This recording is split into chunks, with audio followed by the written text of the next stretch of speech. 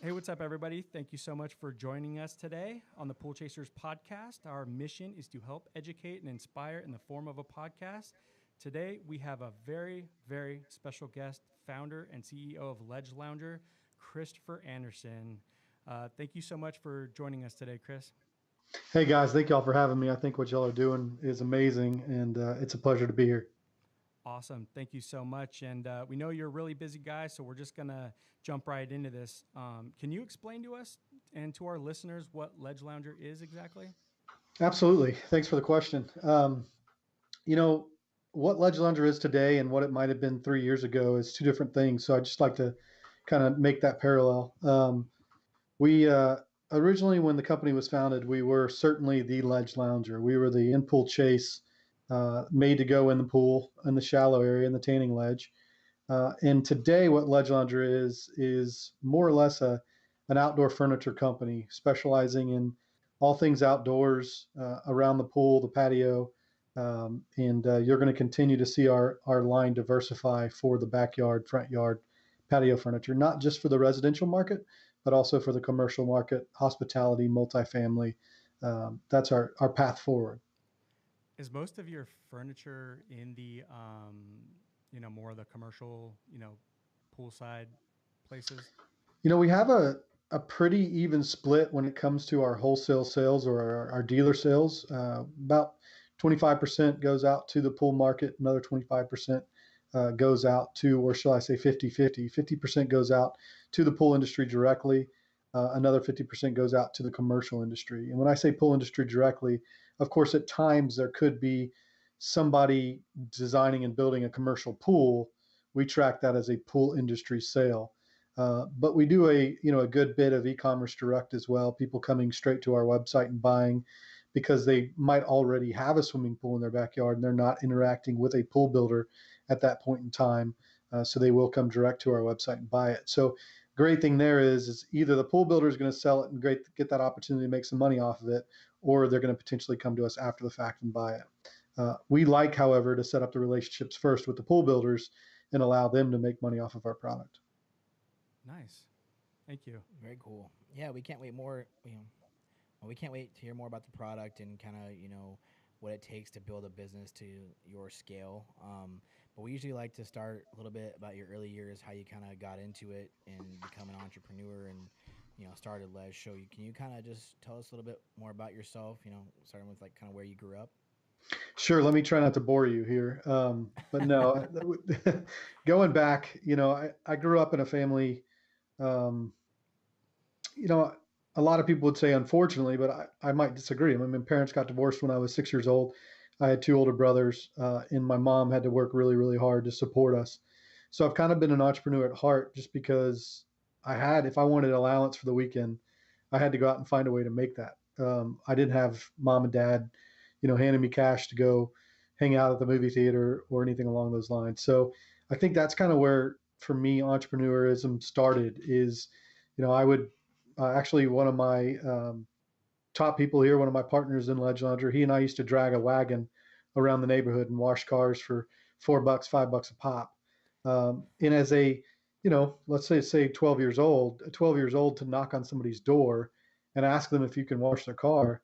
I didn't really realize until now the impact that had on me as a salesperson and all the experience that I just gained doing that, not even realizing that I learned how to talk to people. I learned how to convince them to give me $4 to wash their car.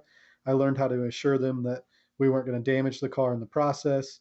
And we tend to do it at apartment complexes because we realize that we could go into an apartment complex and hit 100 cars versus going in a neighborhood and then hit a lot less. So when you even look at that and how you apply the marketing approach to more of a mass market, it's really easy to look at that stuff hindsight and say, man, look at all these critical things I learned and I didn't even realize I was learning.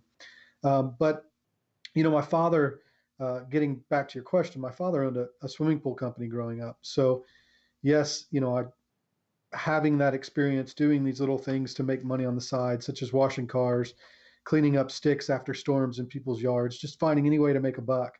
Um, but then, of course, once I was old enough and I could help my dad out, I was on a job site digging ditches, plumbing trenches, because my dad had us every other weekend.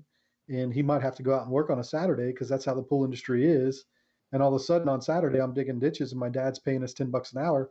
But ultimately, he's doing it just to keep us busy because he had to be on the job site during the day. My two older brothers and I, right? So we learned that digging ditches is not fun. Have a lot of respect for the guys that do it after trying to experience it. But really, what it did was it turned me off. I did not want to get into the pool industry whatsoever. Why? Because I didn't see the fun side of it. I saw the hard side of it. I saw my dad working on Saturdays when he could have been, spending time with us, not on a job site. I saw him doing designs in the evening time and going out and busting his butt during the day, which I think is what 80-90% of the pool industry does. So I said, no, I'm going to go to college. So I ran off to LSU, um, graduated from LSU in 2005 with a construction management degree, just because I liked building. And then ultimately, with taking that degree, I didn't have anything to do with it. When I was in college, I got highly involved in the student media. I was the student director of the online, excuse me, not the online, the school newspaper, television station, radio station. And it happened to be the year that LSU won the national championship. Go Tigers.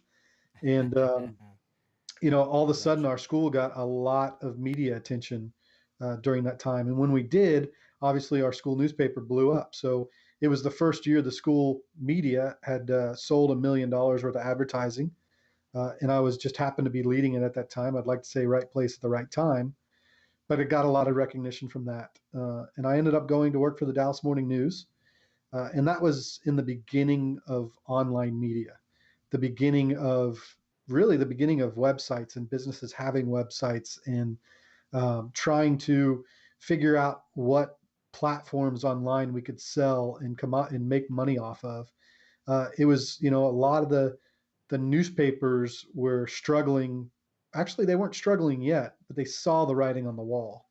They saw that people were starting to shift their budgets to online media versus in newspaper ads, and they saw how we could target people much more direct. So I fell in love with that because I was able to be creative, and I was working key accounts trying to convince them to move their spend over to online versus spending it in the newspaper.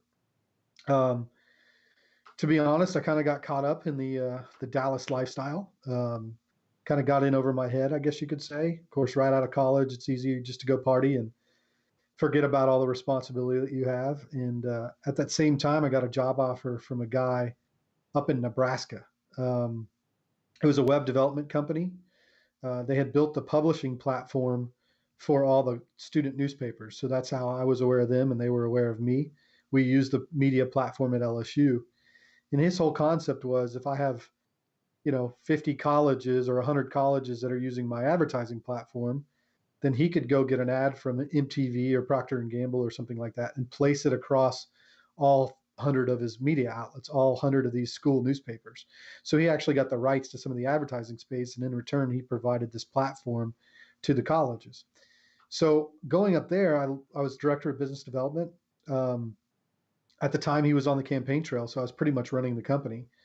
I learned a lot about building websites, building platforms, trying to understand what the consumer's looking for before they even knew. So basically, what we did, because he sold the platform right when I got there, and then we started a new platform called MotorTopia, which eventually went on to sell to Beckett. If y'all remember the old baseball The card baseball Heck cards. yeah. directory where you'd price your baseball cards, right?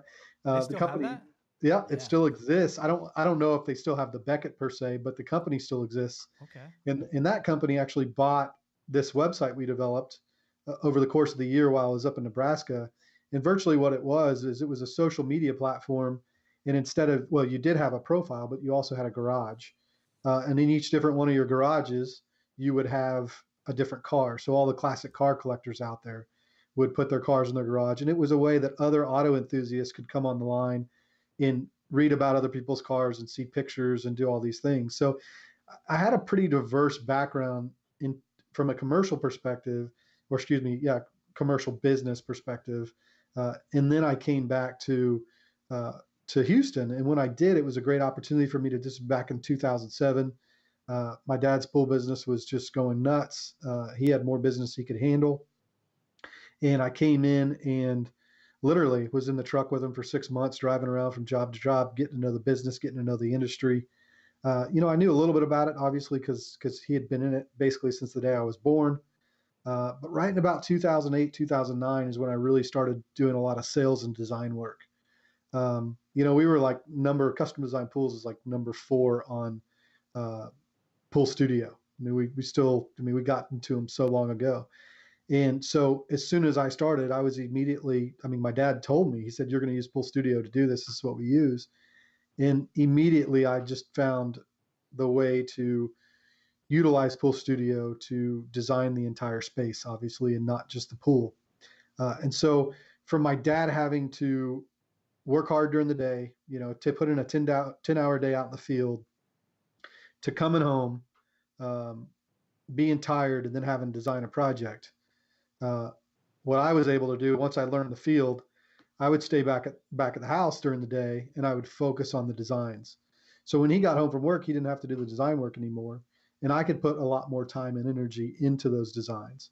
So now, just instead of designing the pool, I would design the landscape, I would design the arbors, I would design the summer kitchens, and then I would task him, of course, to go out and build all this stuff. So that's where a big shift change came in custom design pools. Was again, this is where I think a lot of pool builders get stuck, is they're afraid to hire a designer. They try and do it all on their own, and what they don't realize is how much more beneficial it can be when they hire a designer, bring them in house. The business can just blossom because they're not the success of their design work does not tie back to how tired they are that day after they get home from a busy day out in the field. Yeah, and you probably slack on it quite a bit. You know what I mean? Yeah. You have a long day in the field and you have to get back and you have to design a new pool or something like that. And yeah, the product's not going to be as good. Absolutely. It's surely not, because you're exhausted, right? And we all know when we're exhausted, we're doing something, we're not going to do it near as great. And the other thing to be said there is, if I'm the builder and the designer, in some cases, it might be better for me to design something that's easier to go build, right? Because Right. I could take the pressure off myself. But if I'm a designer and I don't have to be the one out in the field building it, then I'm more willing to challenge the people that are out there designing or building it, because I don't have to be the one out there doing it. It's a catch-22, but at the same time, it's overall going to benefit the pool company. And it did. It benefited us dramatically. We went from an average $70,000 project to an average $240,000 project. My dad, before I started, was building 11 or 12 projects a year. When I was there, we were building about 4 projects a year at 240, again, versus 11 at 70. Wow. So we really, really increased the overall price per job. And we found a lot of good revenue streams with all the upsells, with all the added value stuff, not just the swimming pool. Yeah. So going back just a little bit, Sure.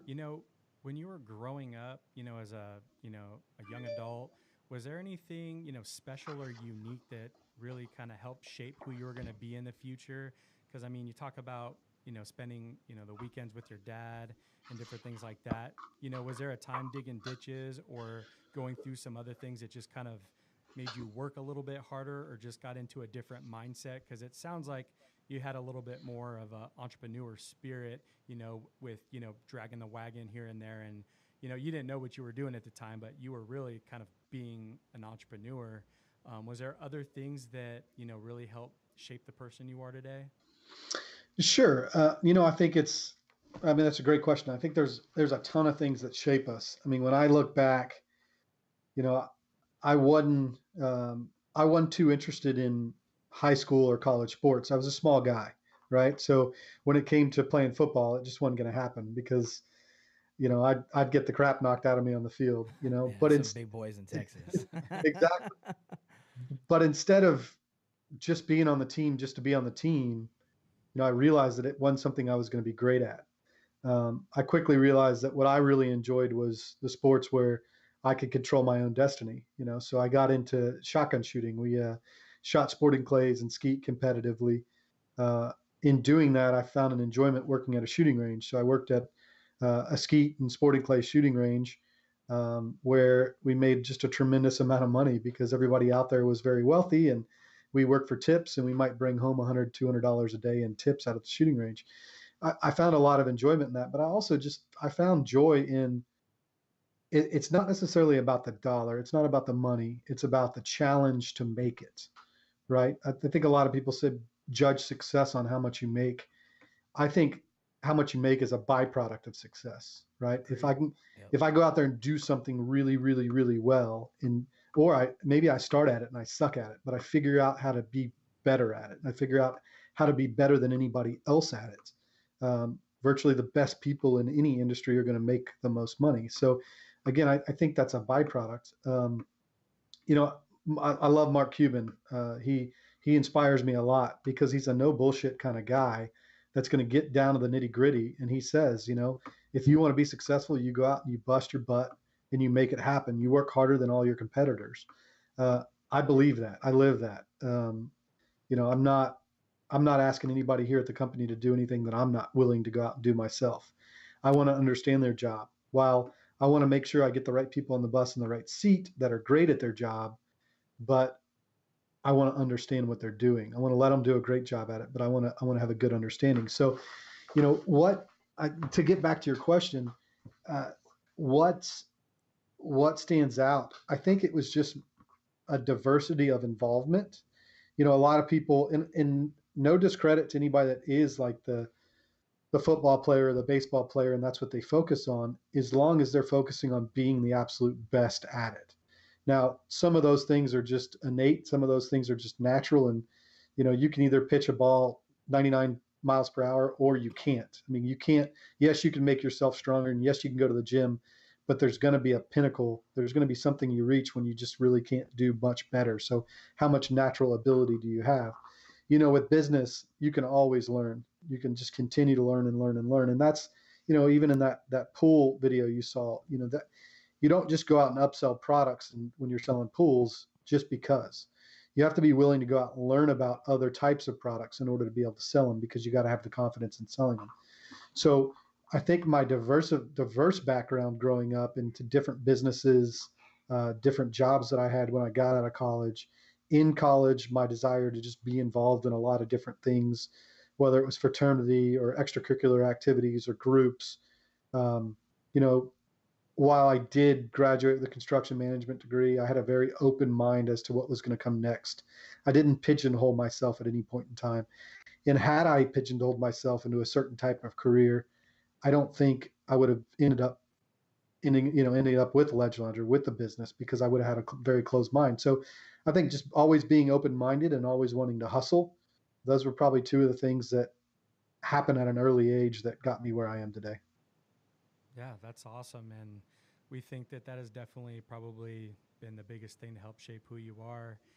This is a little bit personal. You don't have to answer it if you don't want to, but do you think seeing your parents get divorced at an early age kind of made you want to strive to maybe, have something better in the future and have a family one day where you just kind of stayed together? Because I know me personally, my parents went through a lot when I was really young, and that has been my prime focus since I was very young, was to make my own money and have a family and stay with my family and never break us apart, you know?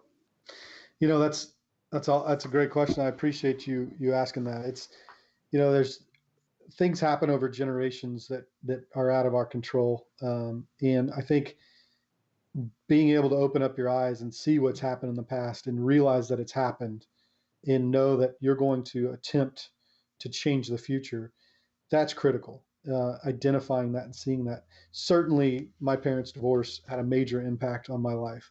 Um, a lot of people would say, "Man, that sucks that my parents got divorced," and man, I wish my parents were together so I could go to one house come Christmas Day and not have to go drive to this house and drive to that house.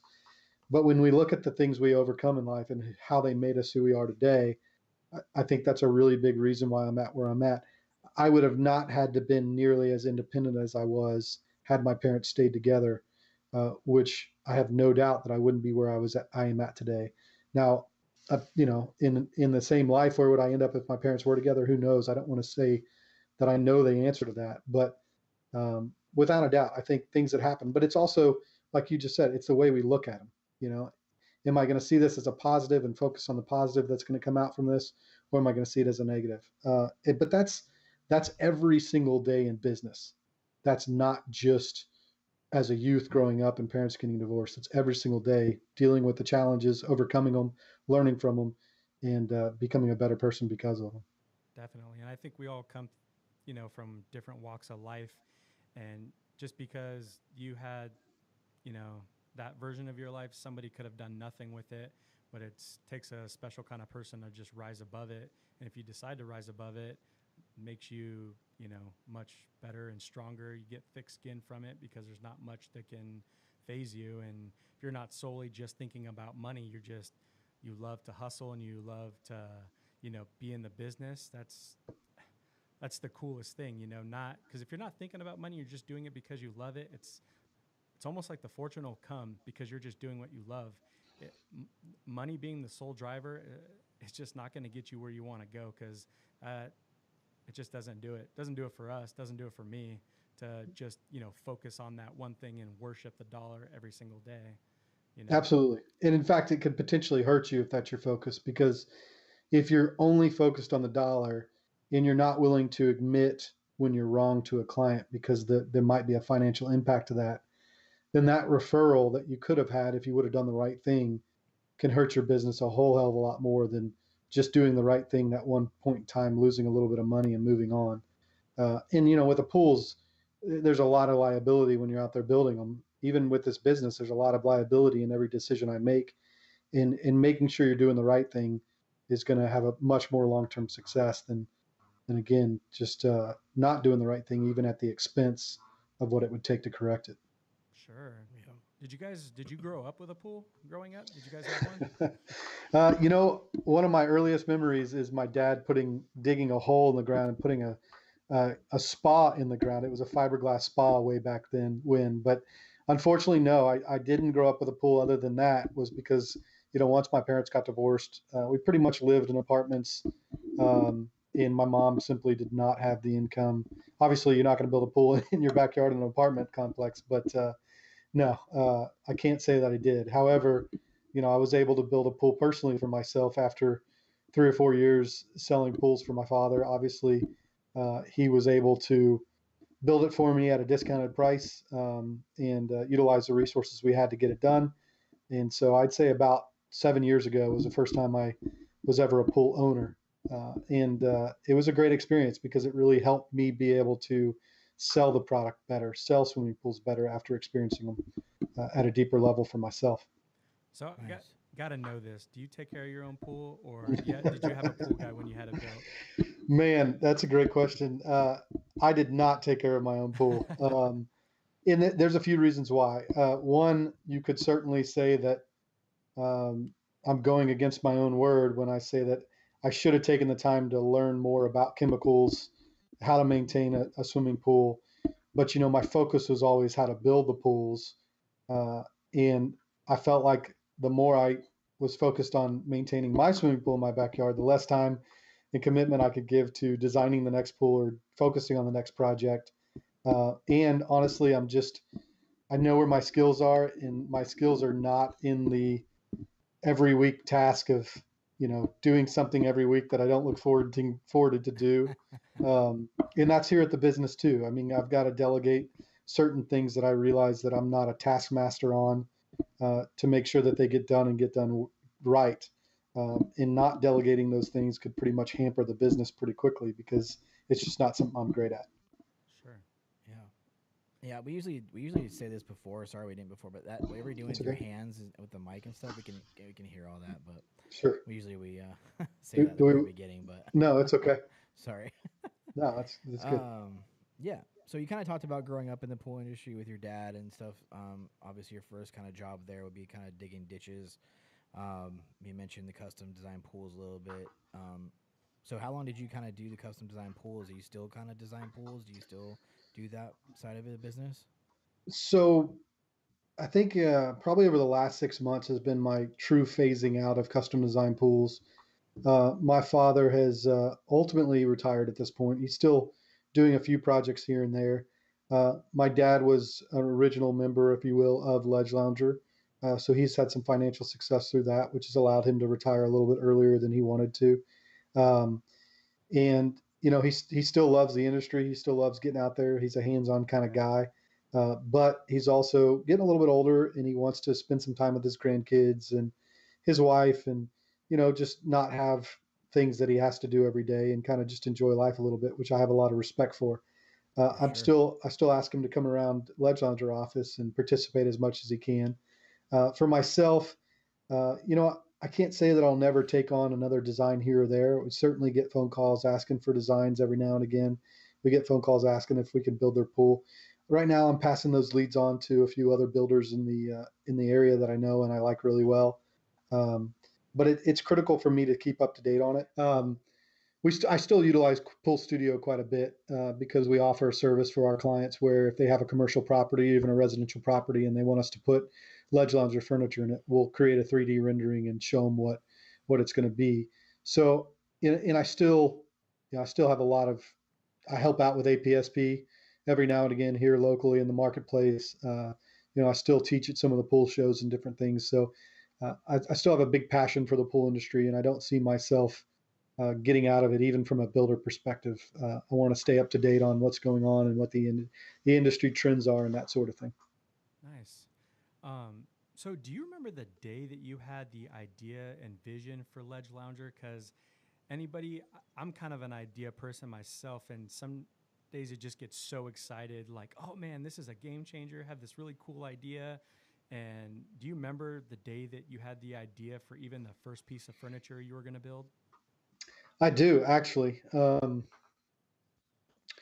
So I designed a project for a gentleman here in Houston, and it was a very, very, very large project. I think the total price tag on the project was a little over $1 million. The pool was around $425,000, if I can recall right, and the landscape was a majority of the rest of the million. I mean, front yard, backyard. It was a 10-acre property, a lot of space, a lot of stuff. I mean, I think the project had $200,000 in palm trees.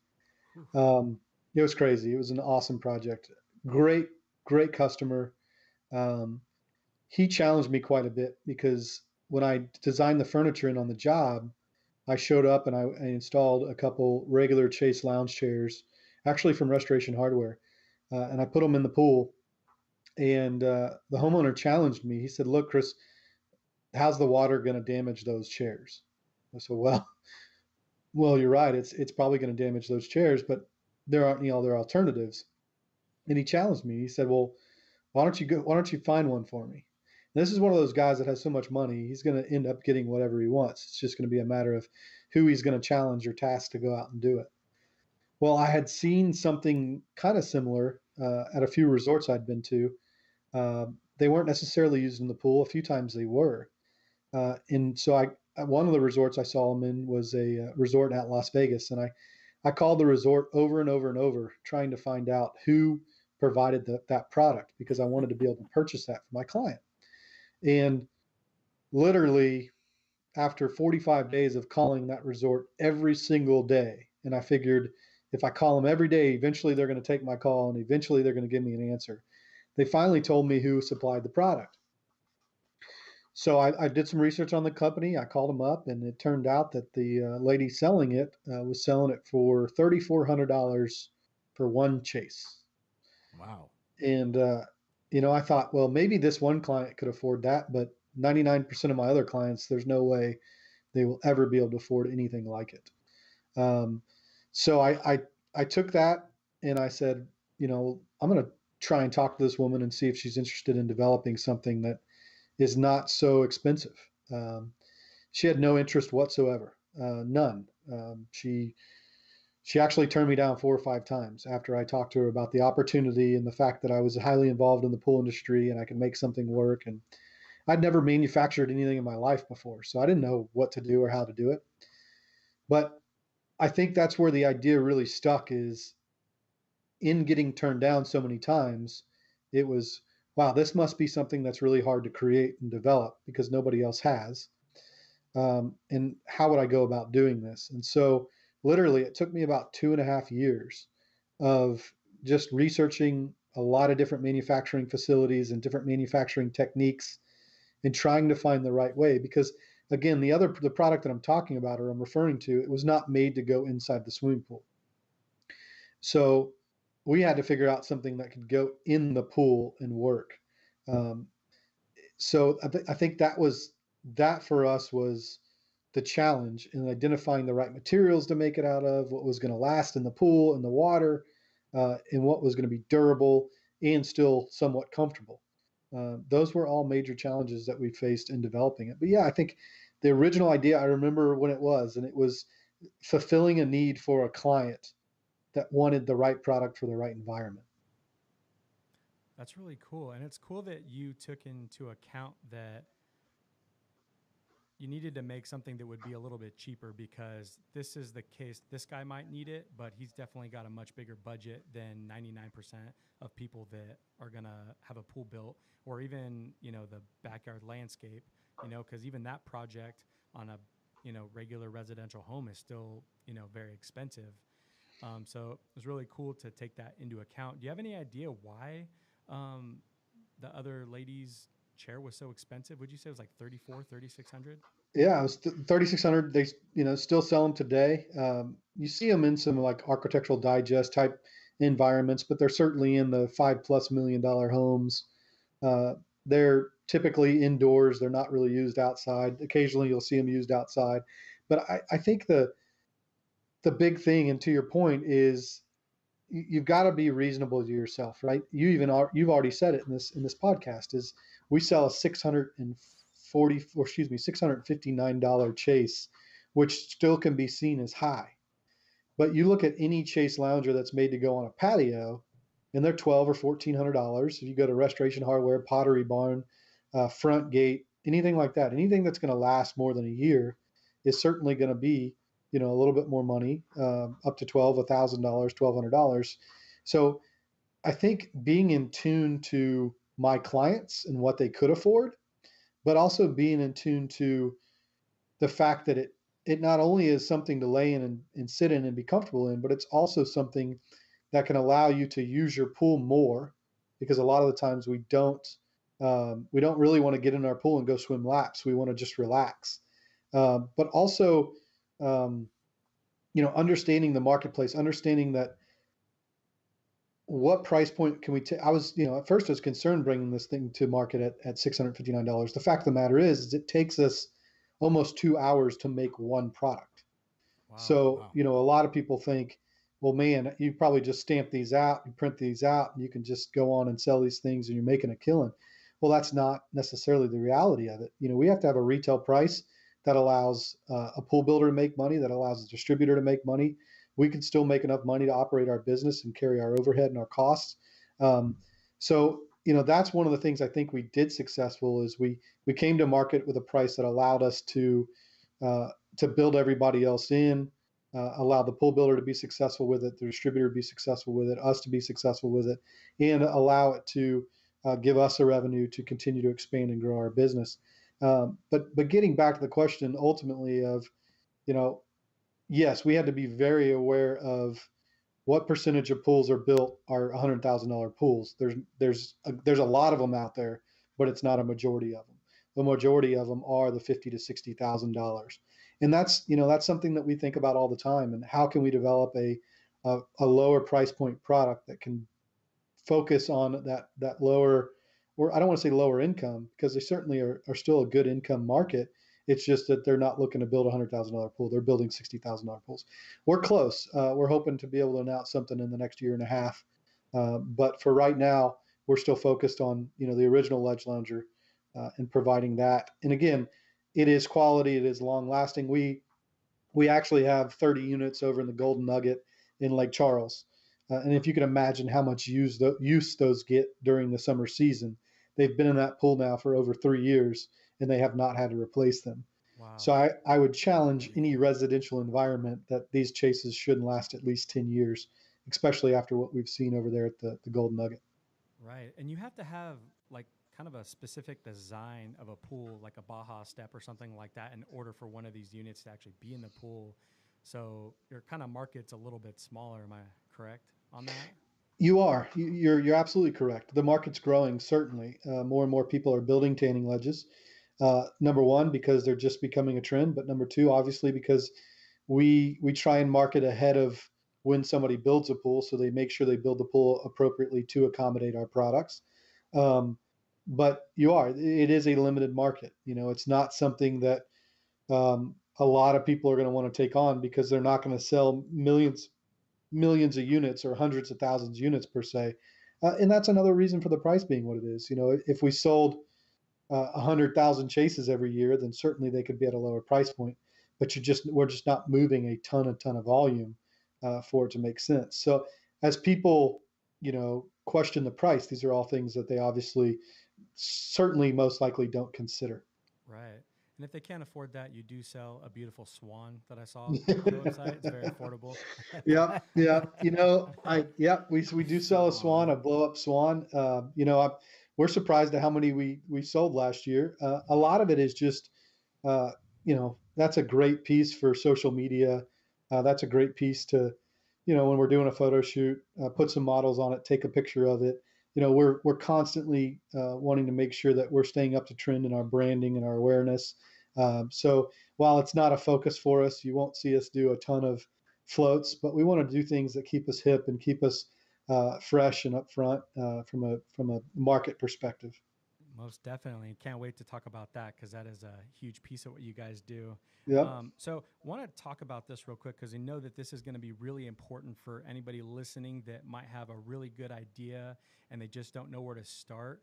And we'd love to hear kind of whatever you can about the process of developing this product because there's so much to it. You either, some people draw it on a napkin and then they bring it to the computer and it's just kind of the R&D part of the process. What did that look like, kind of a bird's eye view on the process of getting, this manufactured?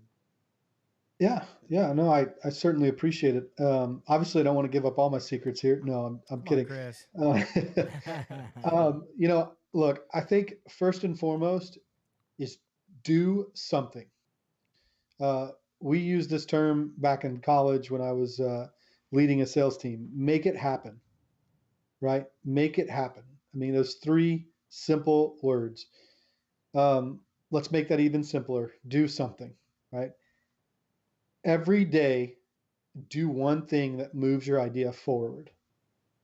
Pick up the phone one time and make one phone call to ask somebody one question that's going to make you more knowledgeable or more experienced than you were in the past. I forgot who said it, and I want to say it was once again Mark Cuban, but how many times have you ever called somebody and asked for help and they've said no? People don't really say no when you're asking them for help. That is That's very true. certainly if my competitor calls me and asks me for help, I'm going to be pretty reluctant, right? It's going to be, yeah, maybe I don't want to give the guy help because I'm going to help him wipe me out. Certainly I don't mean that. But, if let's just say you're questioning what kind of material your product's going to be made out of. Do you sit there and let it stump you as to every day, oh, I can't figure it out. I don't know. I don't know. I don't know. Or do you pick up the phone and call somebody who sells aluminum and you say, hey, here's my idea. This is what I want to make. Is aluminum a good material for this? Now, if they say yes, don't just stop there and go to them, right? Then you need to call somebody up that makes something out of carbon steel and say, hey, is this a good product to be made out of carbon steel? Or then you call somebody up and you say, is this a good product to be made out of plastic? Call 4 or 5 people that make 4 or 5 different types of materials and ask that question 4 or 5 times and get your answers back. Do some research on Google and see, what is carbon fiber good for? What is plastic good for? What is this good for? Or type in plastic manufacturing. I think too many times, my point here is too many times people get stuck on the end result and they get overwhelmed by the end result.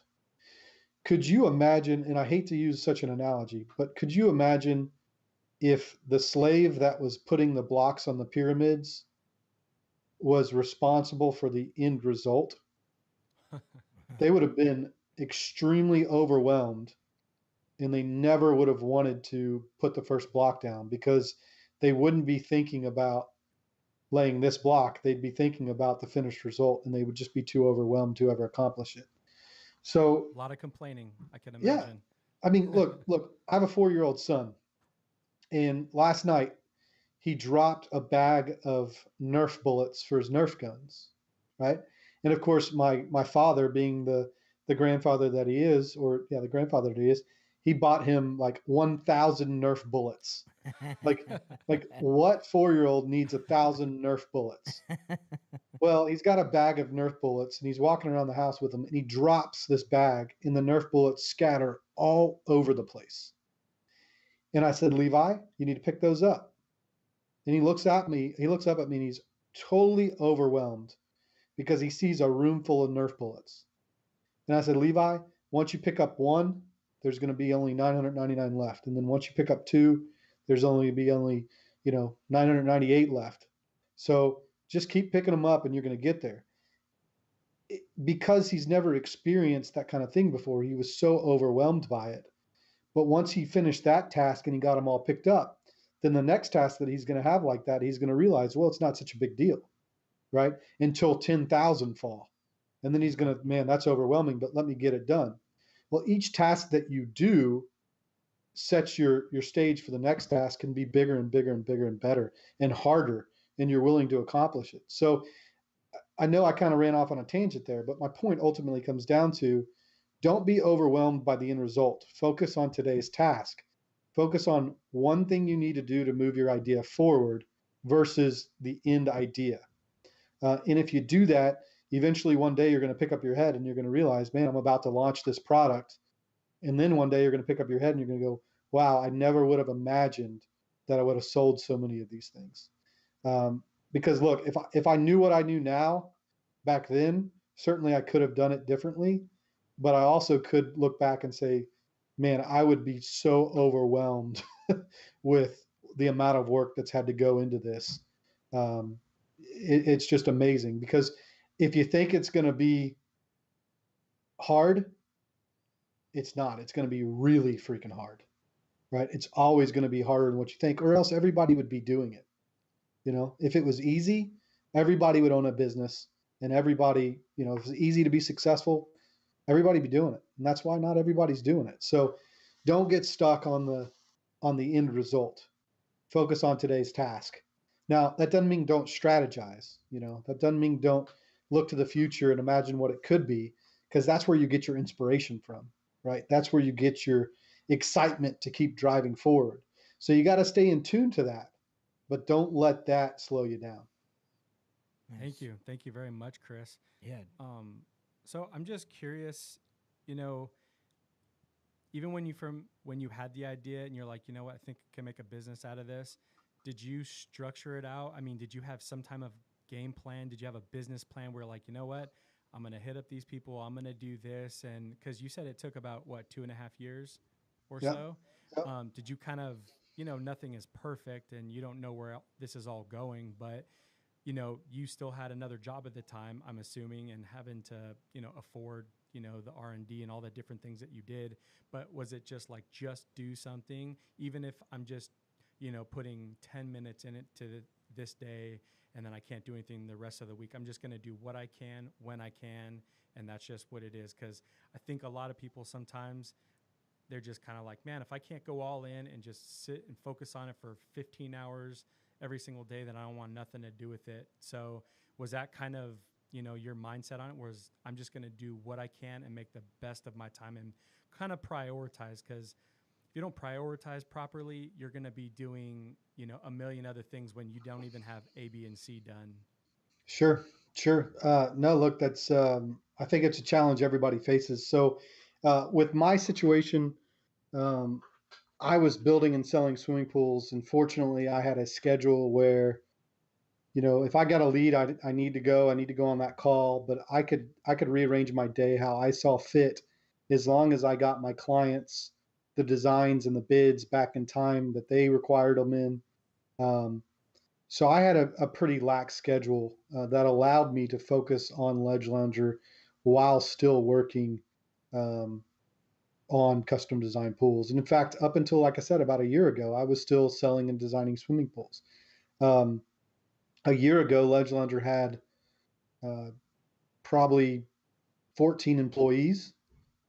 Today we have 35 employees, just kind of putting it into perspective.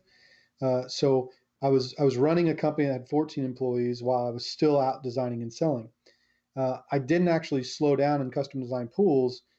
It was probably later than I should have, but I didn't want to be dependent on Ledge Lounger's income. I wanted Ledge Lounger's income to go back into the business. So instead of working, 60 hours a week on Ledge Lounger, I worked 75 hours a week and I put 15 hours into custom design pools. Look, to beat the other guy, to invent a business, to start a business, you're going to have to be willing to work harder than the other people.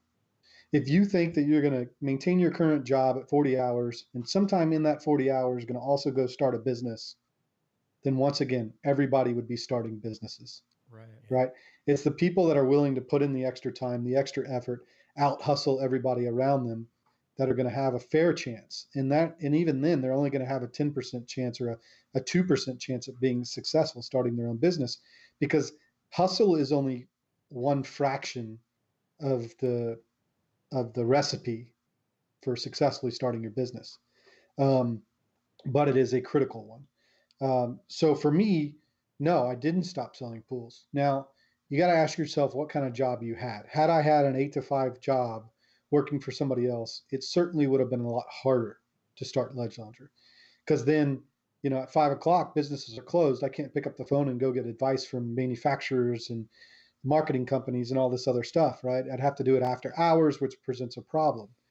But if you have an idea and you want to start a business, the first thing I say is position yourself in your current job so that you can do so. So I'm not saying quit your job and go start your business, because I think that's a mistake. Unless you've got an idea that has a crazy amount of intellectual property that you can go out and raise with angel investors, $1 million to help kick your business off. But those ideas are few and far between. I mean, it's harder and harder today. It's harder and harder every day to come up with a unique idea like that. That's going to have solid IP, intellectual property that people are going to invest in before it's making any money. Mm-hmm. So what I would say is position yourself in the best possible job to be able to work on a future project. But again, that's going to require hustle. Why? Because any jobs that you're not being accounted for from 8 to 5 are going to probably be something more like a sales job, right? So which is never easy. The pressure on salespeople is always high.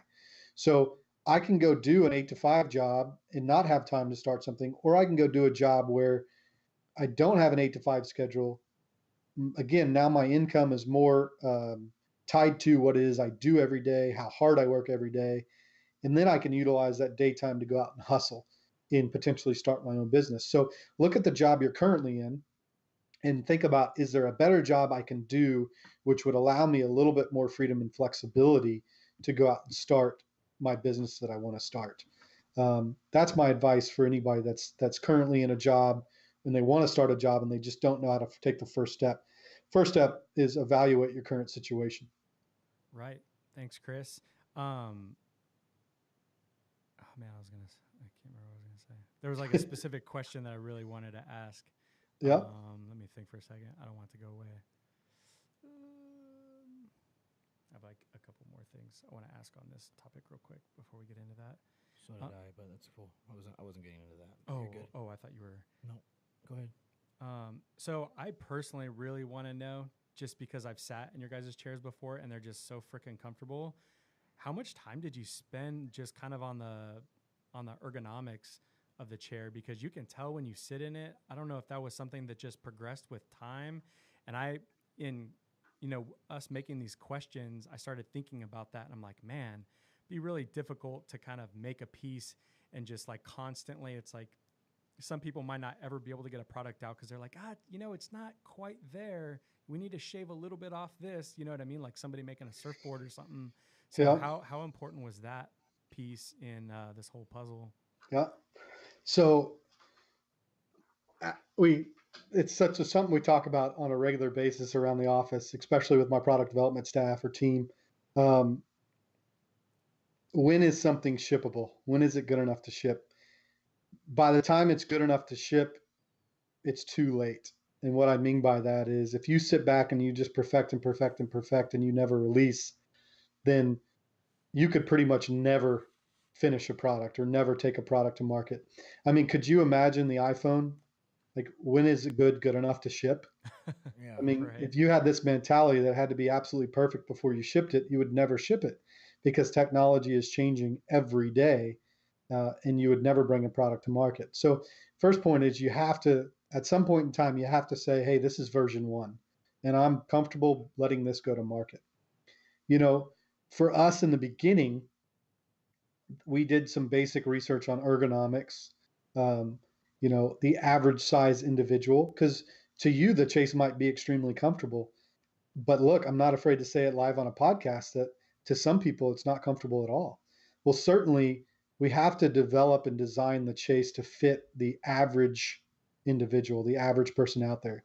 So we had to say, what's our range? Is it going to be a person that's 5'8" to 6 foot, or is it going to be a person that's 5'4" to 5'8"? Well, there is information and stats and data and ergonomics. You can simply do an online survey, or excuse me, an online search and find that information. So we took that into consideration. We also, you know, made some quick type prototype type things and laid in them. But what was more important was the way that you interact with the water, making sure that it was going to be low enough to the ground where you're actually, when you're in the water, you're not just, you're actually laying in the water. You have water on your butt, on your body. Some of those things were a little bit more important. I don't picture a ledge lounger as something anybody's going to go lay in for 2 hours, right? I'm going to lay in it for 30 minutes. I'm going to go out and swim in the pool. I'm going to come back. I'm going to lay in it for 10, 15 minutes. I'm going to get up. I'm going to do that. I'm going to do this.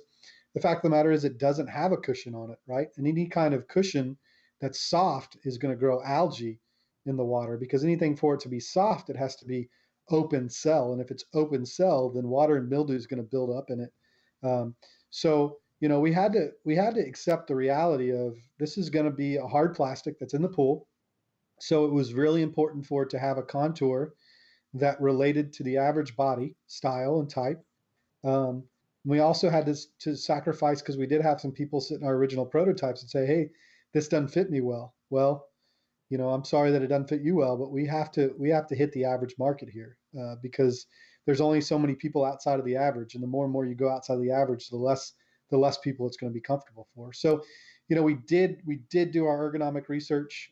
We actually are every day trying to figure out, or not trying to figure out, but are figuring out how to make it more comfortable, how to make it better, and we're excited for the time that's going to come when we can release version two, and see how much more it is. It's more comfortable for people of multiple different shapes and sizes.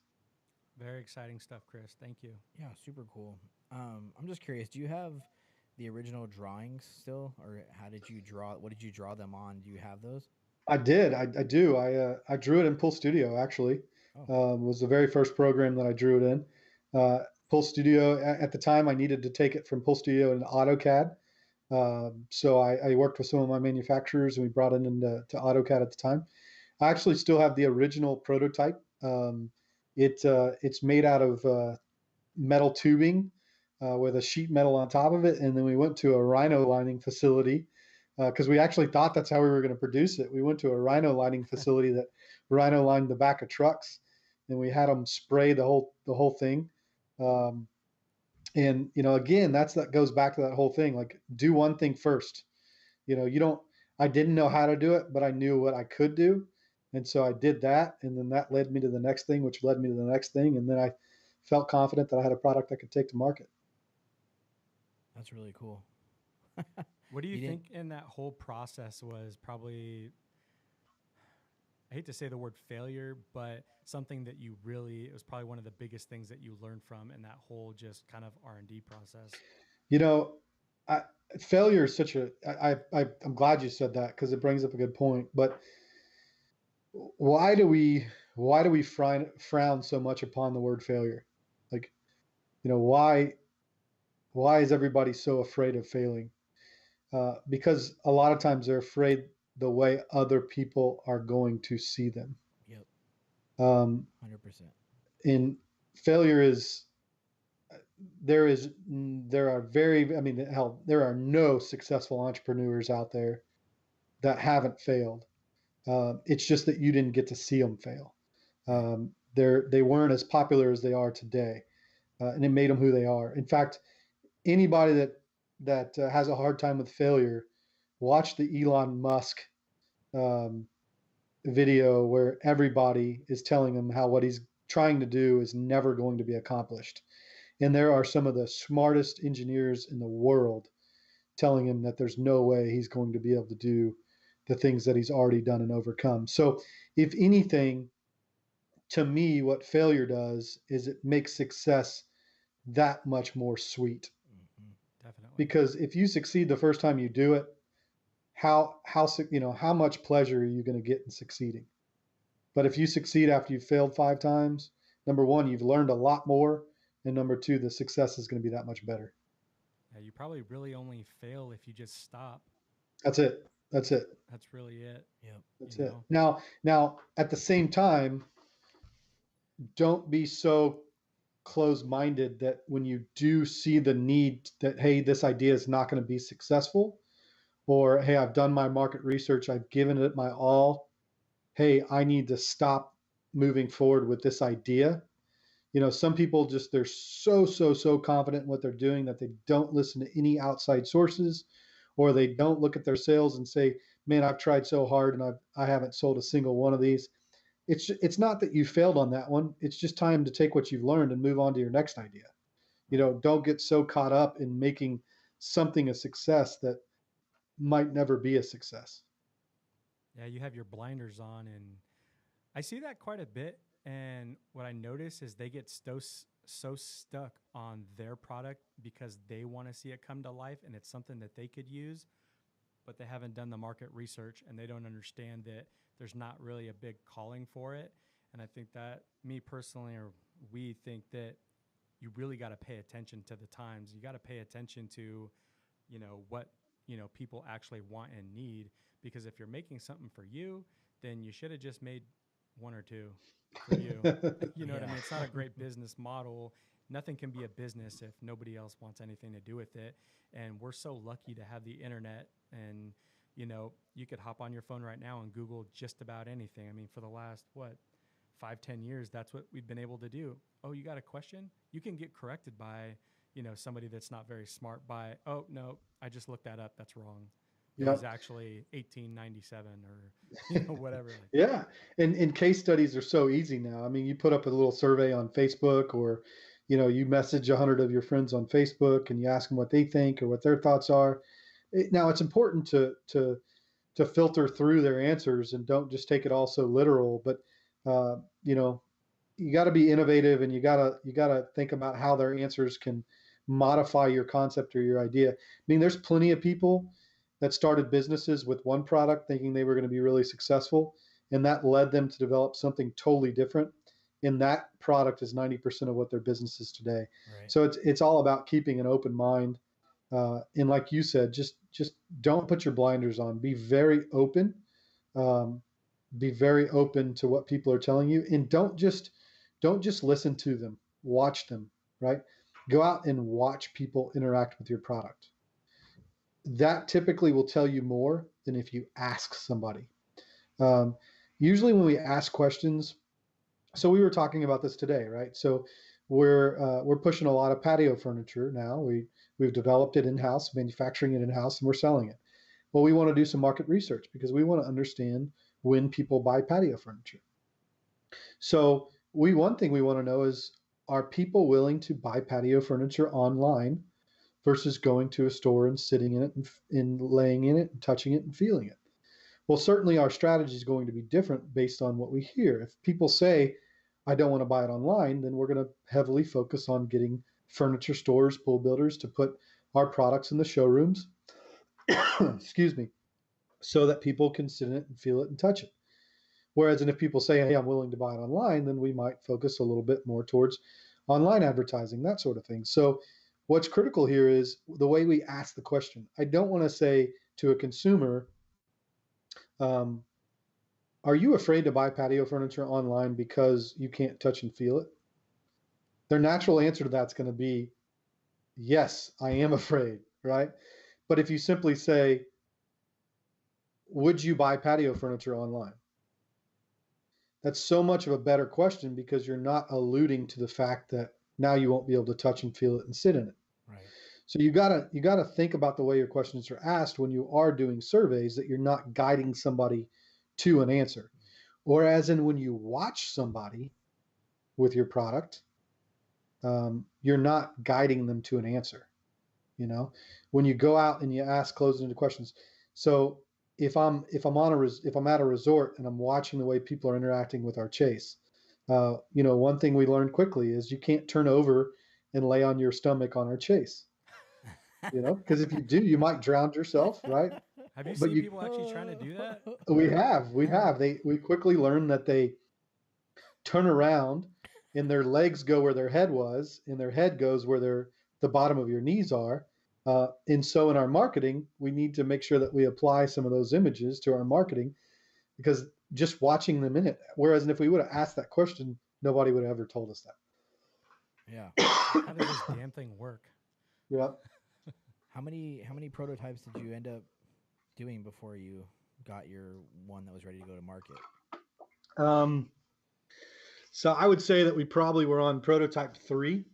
So not too many. But look, a chair is a chair is a chair. A chase is a chase. I mean, the human body has been similar to the same for the last 40 years. Certainly, people have bigger butts or smaller butts or skinnier or bigger or whatever it might be. But the data is just there, So if you're doing the right research and asking yourself the right questions, you shouldn't have to make 100 of them. Just as we're making patio furniture, right? There's a reason why tables are the same height they are all the time. Now, that doesn't mean you don't question the height of the table, but you certainly do your research and you look at what is the average height of a table in the marketplace, because you don't want to develop a Chase lounge chair that's 8 foot long when it only needs to be 6 foot long, because humans aren't 8 feet unless you're Yao Ming or something like that. Man, that just aged me. Yao Ming, Yeah, that's yeah, rock. me. That's That's rockets awesome. from like Yes, 1996. that is Uh, awesome. yeah. Awesome. Well, I have, just want to get one question out and then we'll move on from this topic. But I mean, is there just like one story you can share with us? Because they're so valuable, of something that happened, especially manufacturer, of some kind of product has had some type of hardships where funds dry up, or, there's something wrong with the vehicles where they can't transport material anymore, or, their partner decides to go another way. Is there kind of like a story you can share with us of something that happened and you just kind of pushed through it and just, made the best of the situation? Yeah. One thing that sticks out is in our early days, we were growing faster than we could possibly keep up with. I mean, we just couldn't hire people fast enough. We couldn't create our product fast enough. So our lead time started increasing, and as our lead time started increasing, we had to figure out how we were going to produce product fast enough. One is you certainly have to diversify the locations that are making your product, the facilities, because if you have all your eggs in one basket and something happens to that basket, then you're going to suffer your whole business. So one thing I wanted to do was go out and make some more molds so we can produce some more product. And just from my lack of experience, we hadn't really made a whole lot of molds, especially this type of mold. And these molds are, $40,000 to $80,000 a piece. And I made 2 of them off of some of our very original drawings. And unfortunately, it didn't match my existing uh, product that was in the marketplace. And uh, I had a decision. I could either continue making products on those molds, but then I'd have the possibility of having different products in the market, or a consumer getting 2 different products that look slightly different. Some people might have never even noticed the difference. Or I could scrap those, which was an $80,000 expense at a very early stage in our business, to make sure that our quality and just our the products matching and our message to the consumer. So virtually we had to extend our lead times, wait until we sold a lot more products so that we could capture more revenue, so that we then had enough money to go and buy or go and build those molds again, but do them right the first time around. Um, those molds still sit in the back of my warehouse. I see them every day. It was a really, really expensive $80,000 education. Um, but learning from that, now I have a very watchful eye over any time that we're going to go out and make a mold, making sure that we're doing our due diligence and we're taking it serious before that big spend. Um, but I also have some ideas of how we can use those molds in the future. Um, and that's a little bit of our strategy. So, it's when those trials and, when those situations come up, you got to keep an open mind. And I like to say, you got to work your angles, right? At that point in time, by the time we got it all done, it was late in the season and we had some time before we weren't able to shorten our lead times that year, but we were certainly able to do it going into the next year. Uh, that it's a good example of just everybody's going to make mistakes. Some of them are going to be really expensive. It's just a matter of reacting to those mistakes and learning from them and making sure you don't make the same mistakes over and over.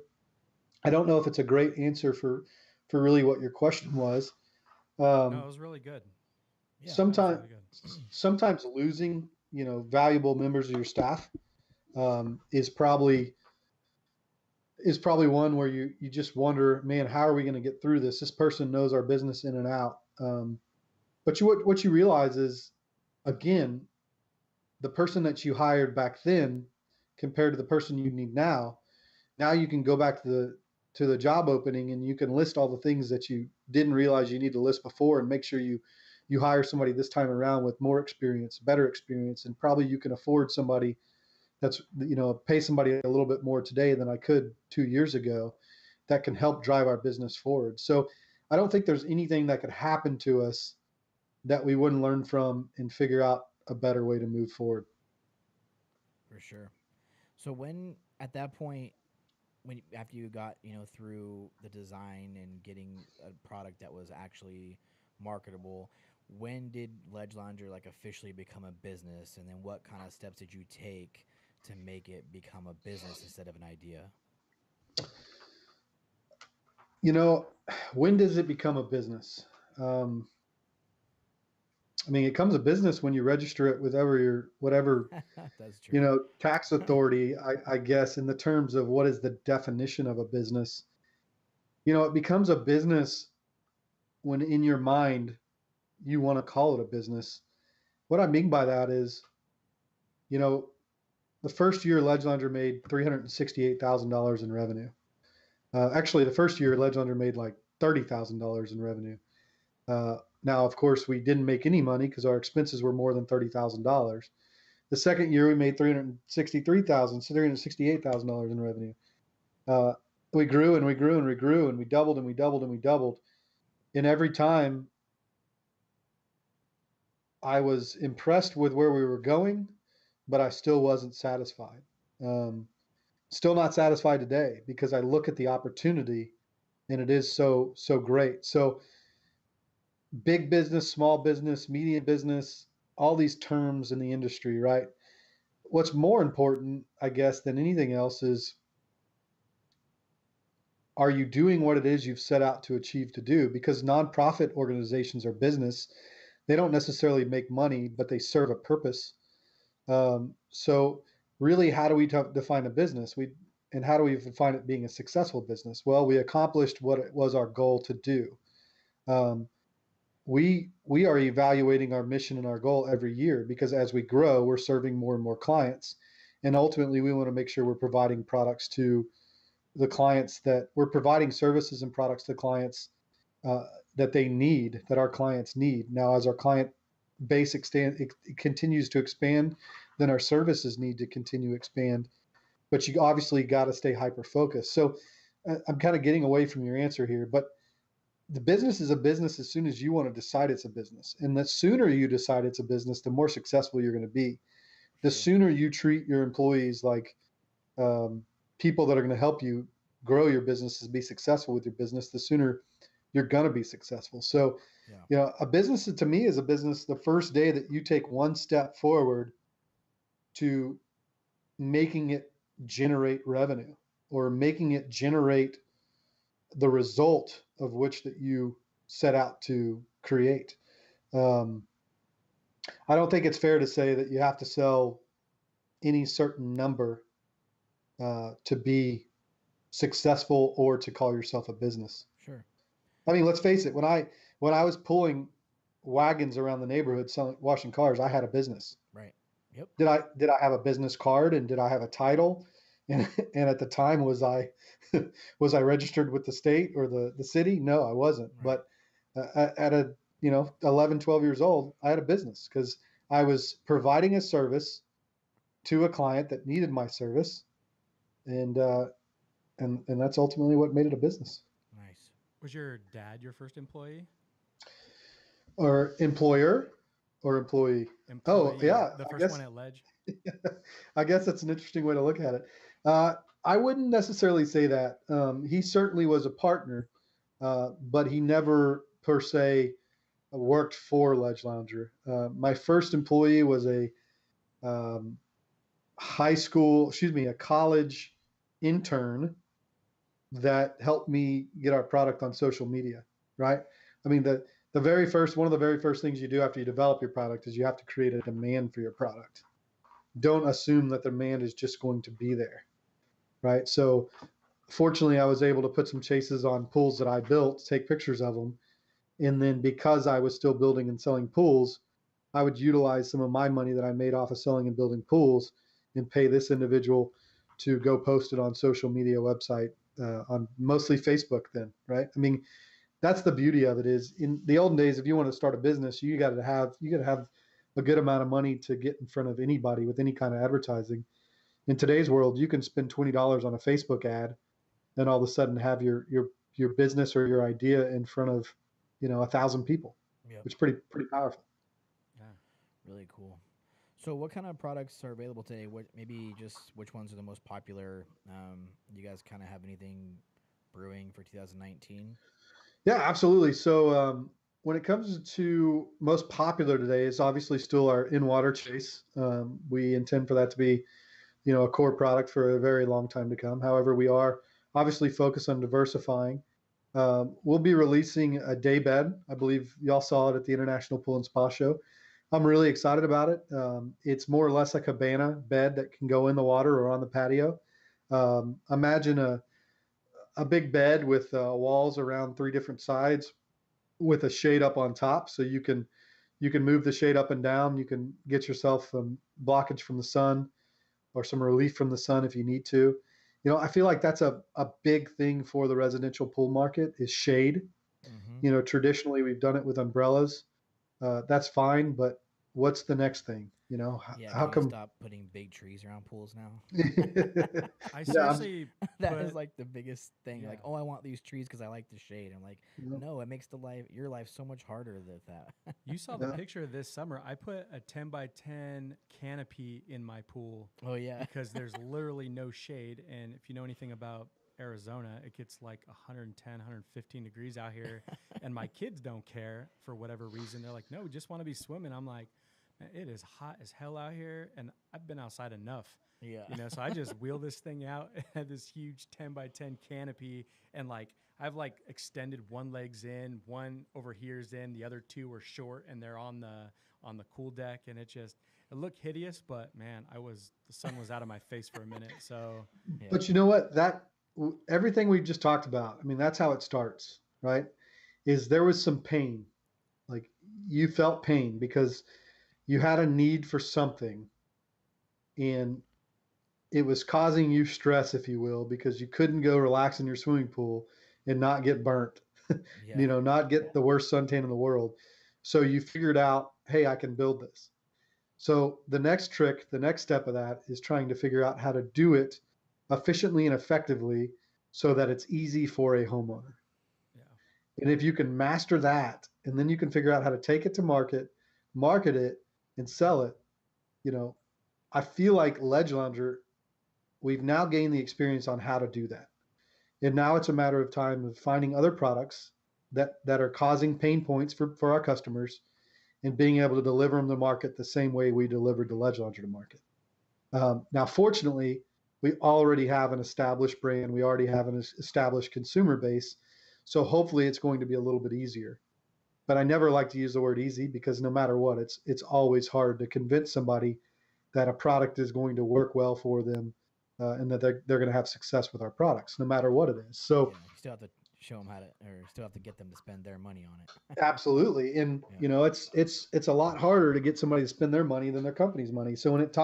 when you talk about a B2C product versus a B2B product, it's really easy to spend my company's money on new products or new things that we need here at the company, but it's a lot tougher to get people to convince them to spend their own personal money on things for their backyard. So, but you know, I think that's, you know, one thing we discussed is marketing, and in the brand and the lifestyle imagery that we do pitch. You know, it's critical that whatever product we do have, we don't just sell a plastic lounge chair. We sell an experience. We sell the idea of having a resort in your own backyard. In the pool industry, used to do that really, really, really well. The RV industry, you know, we always compare the pool industry to the RV industry when we're looking at consumer spend and that sort of thing. It's not necessarily about the chair. It's not about the chase. It's not about the pool. It's about the experience. It's about getting in the pool with your family and spending time with your family, or getting away from the sun, cooling off, and that sort of thing. And I think that's one thing we've done well here at Ledge Launders. We've really, really shown people how to have a resort in their backyard, just a little bit more money to add to the overall expense of your swimming pool, and get that much more of an experience out of it. I think it's a really cool shift in the pool industry in general. I mean, with all the TV shows and different stuff trying to preach that, I think you're right. Like going after that backyard experience, the whole idea of you don't have to leave home, you can do this. You know, you just spend a little bit more money, but like then you're saving money in the long run by not going to Disney World and staying at these huge resorts. You're just your time with your family is more of on an everyday basis rather than once 1 week out of the year where you go party at a resort. So it's cool to kind of pitch that idea. And I think getting people to really see the industry and see what we're doing as that, needs to come more to light. And I think everybody's doing a pretty good job at pushing that. So it's a cool idea to, say, hey, enjoy this in your backyard year round as opposed to 1 week or 2 weeks out of the year.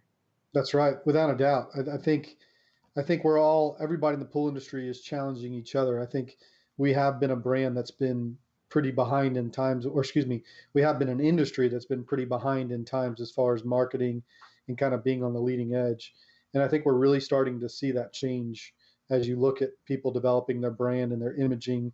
And a lot of the people that you wouldn't expect to start get on Facebook and Instagram and start moving those forward, even though a lot of people might have a small amount of followers still, but they're all really making an effort to get out in front of the curve.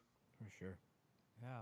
And just back to your products. I mean, I think it's really cool how much you guys pay attention to things, because we saw your guys' booth, that huge booth in Orlando of 2017. Mm-hmm. Yeah, Okay. 2017. And you guys, I think, had a new kind of extension for the chase, and it was where you could put your iPad in, or a book or something like that, and it folds over and you slid it inside. And I'm like, dude, I want one of those in my office. I wouldn't mind just kind of lounging back Yeah. and looking at YouTube video or a Kindle or something like that. And that's really smart, because you think about, okay, what do you do if you're by the pool? Even if you're tanning by the pool, it's freaking boring. You're just sitting there.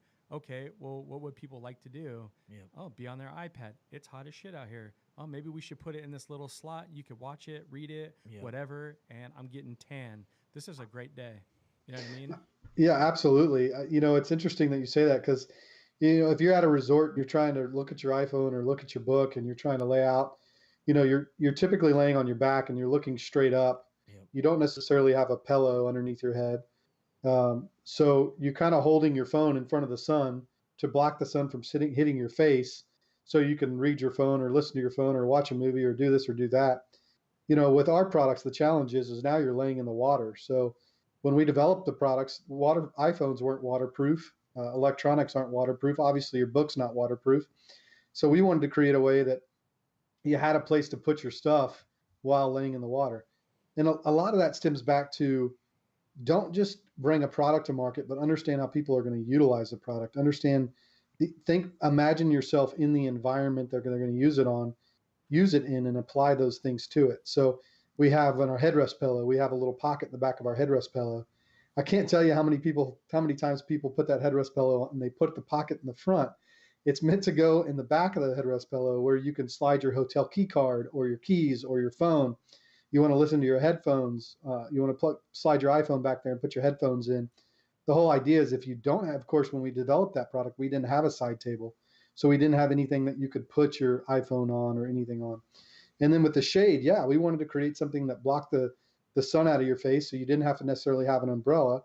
But at the same time, you could lay back and relax and look up into this, we call it a media window, and read your book or watch your iPhone or watch your iPad, watch a movie, listen to a song, whatever it might be.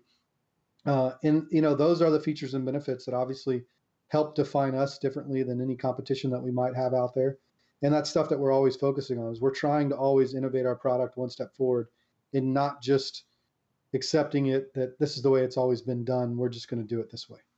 Sure. And can you talk to us a little bit about maybe the fabric? So I asked one of the builders here in Scottsdale that we actually had on an episode. His name's Trevor Tipton with Artisan Elements, and built some really cool pools. And we went to his facility probably about 6 months ago. And he had a really cool display with, Ledge Lounger, your guys's kind of just a booklet with all the different chairs and stuff like that on there. But I was talking to him, letting him know that you were going to be on the show, and he said, don't forget to talk about the marine grade fabric versus kind of the regular, kind of sunbrella material. So it'd be kind of cool to maybe talk about, what can your product withstand? It can really sit in the water every single day. Should you pull it out? Are you going to get any kind of, residue or anything like that on the equipment? Or if you do, how do you get it off? Sure. So, I mean, one of the biggest issues in the pool is calcium, right? I mean, y'all know that. Y'all are service companies. When it comes to water line, when it comes to anywhere on the water line, above the water line, you're going to get calcium buildup. You certainly have to make any products that are made to go in the water durable to the calcium, durable to any of the chemicals. Fortunately, we utilize a material that is where it's the same material they store acid in. They store a lot of different kind of really harsh chemicals in. So we knew the material was going to withstand the pool environment. The color pigments and what colors we use are pretty critical. We have some specialized batches of color pigments that can withstand the UV resistance. All of our stuff is UV16. All of our resin material UV16, which means it's going to last a good 9 years before it even really starts to begin to fade. If it does fade, it's going to fade ever so lightly. You're really not going to notice it in any short period of time. But again, that's going to be a ways out. What the UV rating defines is 16,000 hours of 90-degree overhead sunlight. So in other words, in the testing facility, their testing is if the sun was straight above, shining directly down on it, 90 degrees. That's where it's tested at 16,000 hours. Now, the sun is rarely ever at 90 degrees in the sky. In the summer or the winter, it's off to the side. Middle of the day, it's probably not even at 90 degrees in the middle of the sky. So that's the rating on our actual resins. You have to watch out for calcium buildup, just like anything else. The more often you clean it, the easier it's going to be to get off. The longer you wait to clean it, the harder it's going to be to clean.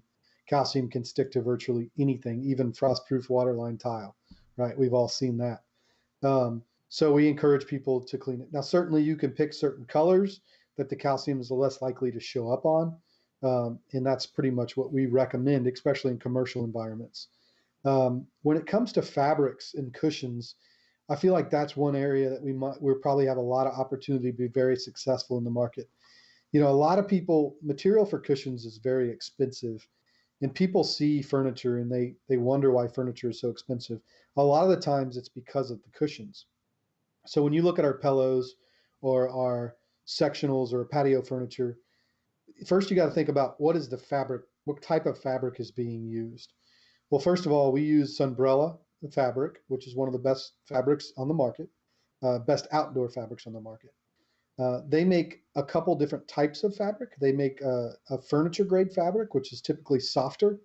a little bit softer to the touch and feel, but more porous and a little bit less durable than what they call their marine grade fabrics. And their marine grade fabrics are the same fabrics that are on canopies, boat binomies, canopies, awnings, that sort of thing. So they're made to truly repel water.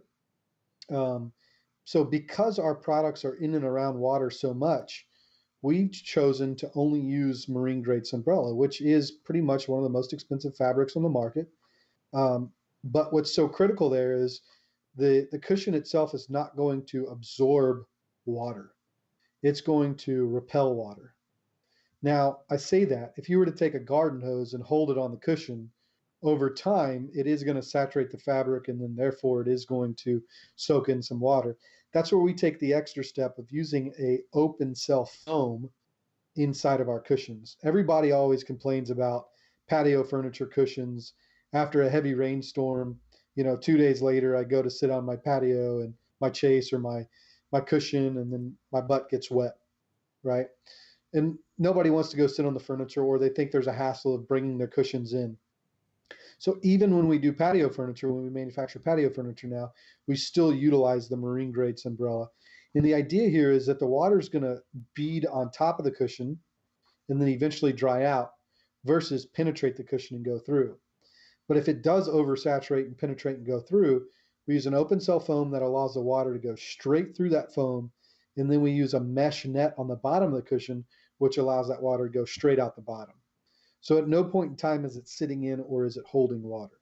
Now, this all sounds great, but now our cushion is $300, let's just say, for a sectional piece versus $120 or $150 that you might buy at your local cheaper furniture store or your Costco or your Sam's. But look, when we developed the Chase Lounger, we have a tiny, tiny, tiny percent of a return rate. And usually it's just because they want to exchange it for a different color, or maybe the what they bought does not work properly on their tanning ledge because of the depth of the water. So what we said was, why do we want to start offering a cheaper product as we move into patio furniture and increase our return rate versus why not just use the best materials that exist in the market and offer the best possible patio furniture that we're going to get the least possible returns on? And that's what we did, knowing we're not interested in starting to become an outdoor furniture manufacturer more than just in-water furniture unless we can do it the best way it can be done and continue our brand and our reputation based on that versus trying to go out and find a cheaper way to do it. In other words, I'd rather sell less to people that expect quality than sell a whole bunch more to people that don't care and then just really dilute my brand. Couldn't agree with you more, Chris. Before we move forward, did you get that email back? Were you able to push that meeting? I know we only got about 15 minutes. Wasn't sure if you'd be able to go a little bit longer. Give me 1 second here. This is all really good stuff. Hopefully we can go a little bit longer. Yep, we're good. We're good. He said he's good until, so 4 o'clock our time is the meeting. Let me just let the other person attending know. All right. You can use a restroom real quick? Yep. Can you give me 1 second? Yeah. Good. Okay. Thank you. Sorry, I forgot you left. Oh no, it's cool.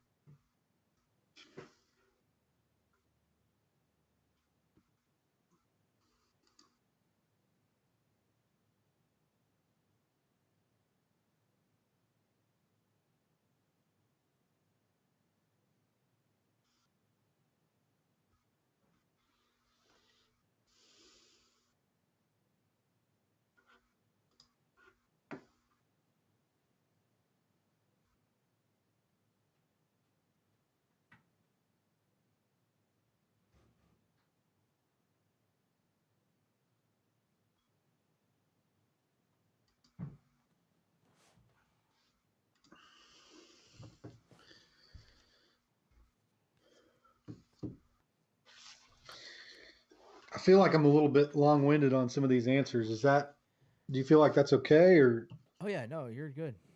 okay? That's the idea. So To be we open-ended questions. yeah.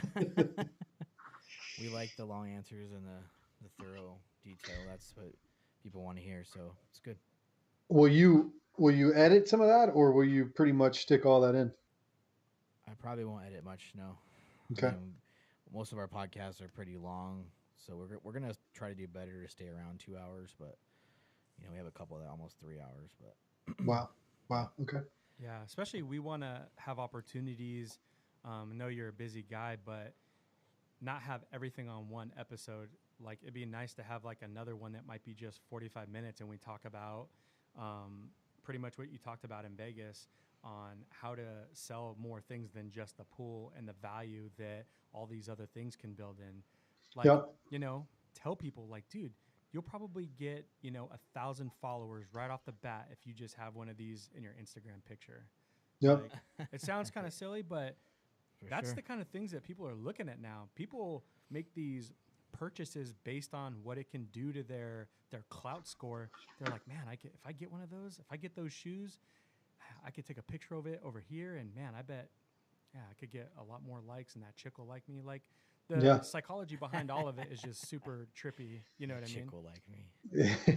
I'm talking about We- How about yourself? yeah, we, myself. we all want that, right?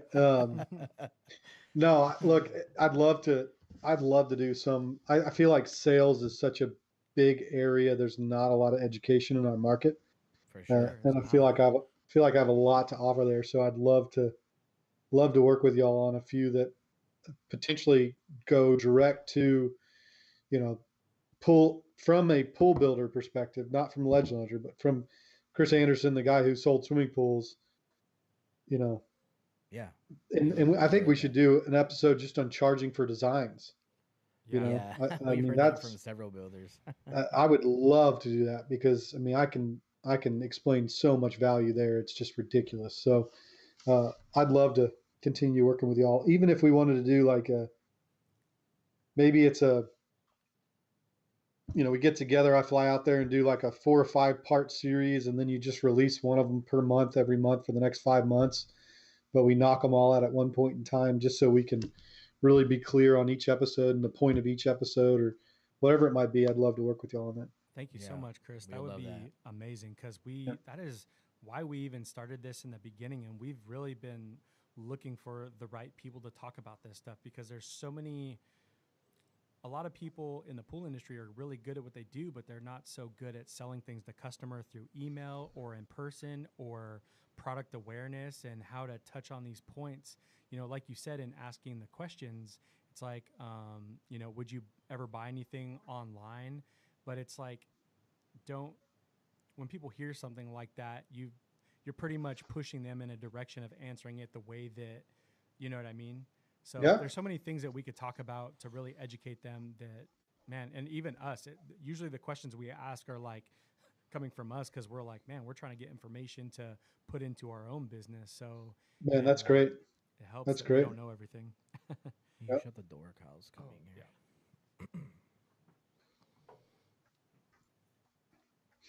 So are y'all brothers? We are brothers by like adoption. So Okay. Very cool. Not officially, but my family pretty much brought him in when we were juniors in high school, and he's kind of been part of it ever since. So he lived with us for I think 3 or 4 years. So yeah, Yep. pretty much. That's cool. Not blood, That's cool. but yes. I was about to say, y'all are similar age, obviously, exactly the same age, roughly. He's like 6 months older than me. So yeah, I'm 31. He's 32. So I'm the big dog. I'm the big brother. Yeah. That's awesome. That's very cool.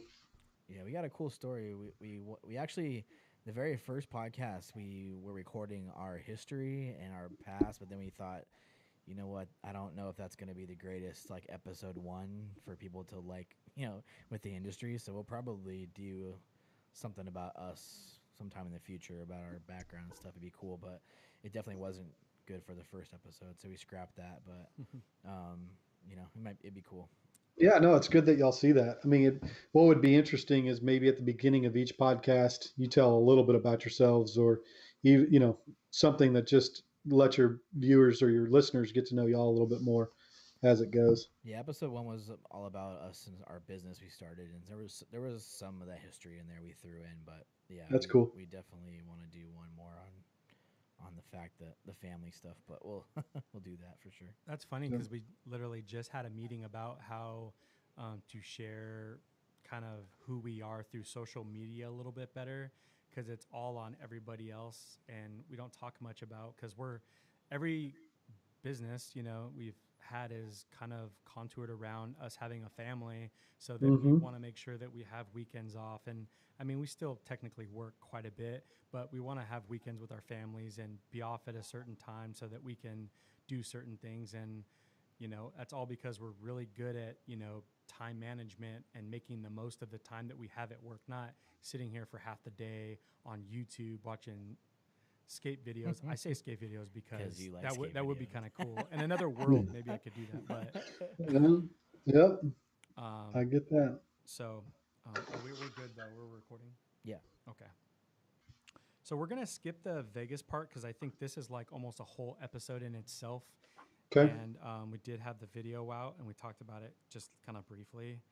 So just jump into the brand. Yeah, I'll jump into the brand stuff, which is favorite part. His favorite part.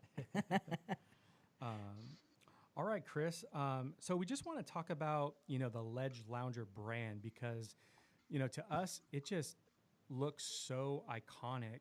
Can you talk to us, from the beginning of even just choosing what the logo was going to be? Yeah, absolutely. I mean, I've had a good deal of experience when I was involved in student media at LSU. It's virtually what I did. I mean, we went around to small mom and pop businesses around campus, and we helped them build their brand awareness, and build their business. Um, so when I came on board with my father and his company, Custom Design Pools, I redid the logo. Started the social media pages, started getting pictures, and started to create a following. I realized how important that following was. I had some pretty good marketing and advertising background just from the Dallas Morning News. So it was really neat to be able to start Ledge Lounger and have this project that I could start from the absolute ground up. And I realized the importance of everything we were doing and how important that brand image was going to be. So, I didn't just have a logo created and then just start using it. I spent the time to reach out to a few different designers that had had done some logos and different things I liked that I'd seen in the past. And one of the designers I worked with early on, she was awesome. I mean, she really understood the product. She understood what we were trying to do, and she nailed it. I think she created the logo. It's the first logo that we ever made. It's the first logo. It's the same logo we use today.